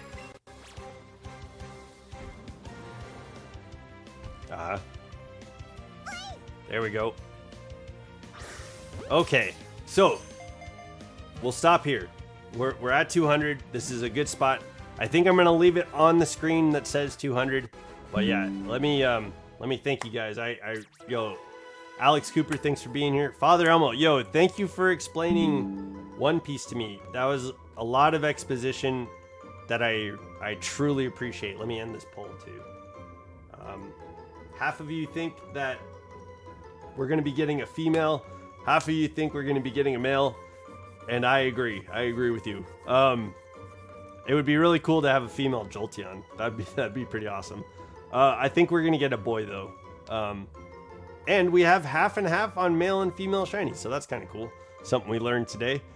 But yo, Prada, thank you for being here. Snapesy Hollow, thanks for checking in earlier. I think Zephyr, if you're still here, thank you for being here. Yeah, I'm trying to remember who else stopped in. But hey, if you stopped in and you said hey in the chat, I appreciate you. If you're watching and didn't, oh, Bolts was here. Holy shit, we got blessed and graced by Bolts, YouTuber Bolts. Oh my god. Yo, thank you guys for hanging out though. I appreciate you, and thank you all for the support. If you're hanging out and not in chat and you're watching the streams, I appreciate you. We'll definitely get to Giovanni soon, so there'll be more stuff to do in this game to finish the game up. And we will take on Pokemon Trainer Red. I'm really excited to see Green, and I hope you guys are here when Green is here. Oh my god, that's such a good scene. So yo, there's still stuff to do in the game. I just want to knock out a few of these shinies that are on the list. If you do want to see a shiny hunt, let me know. But yeah, that's what's going on in this game. I'm excited to get through this. We're probably on like the last leg of the game. We're probably on the downhill slope of the game. We're at the top of the hill right now, so that's where we're at. We've got a little bit left to do, and thank you guys for coming and watching the playthrough. It's a lot of fun. So don't forget to level up though. I will look forward to seeing you guys tomorrow, and I hope you guys have an amazing night. Bye.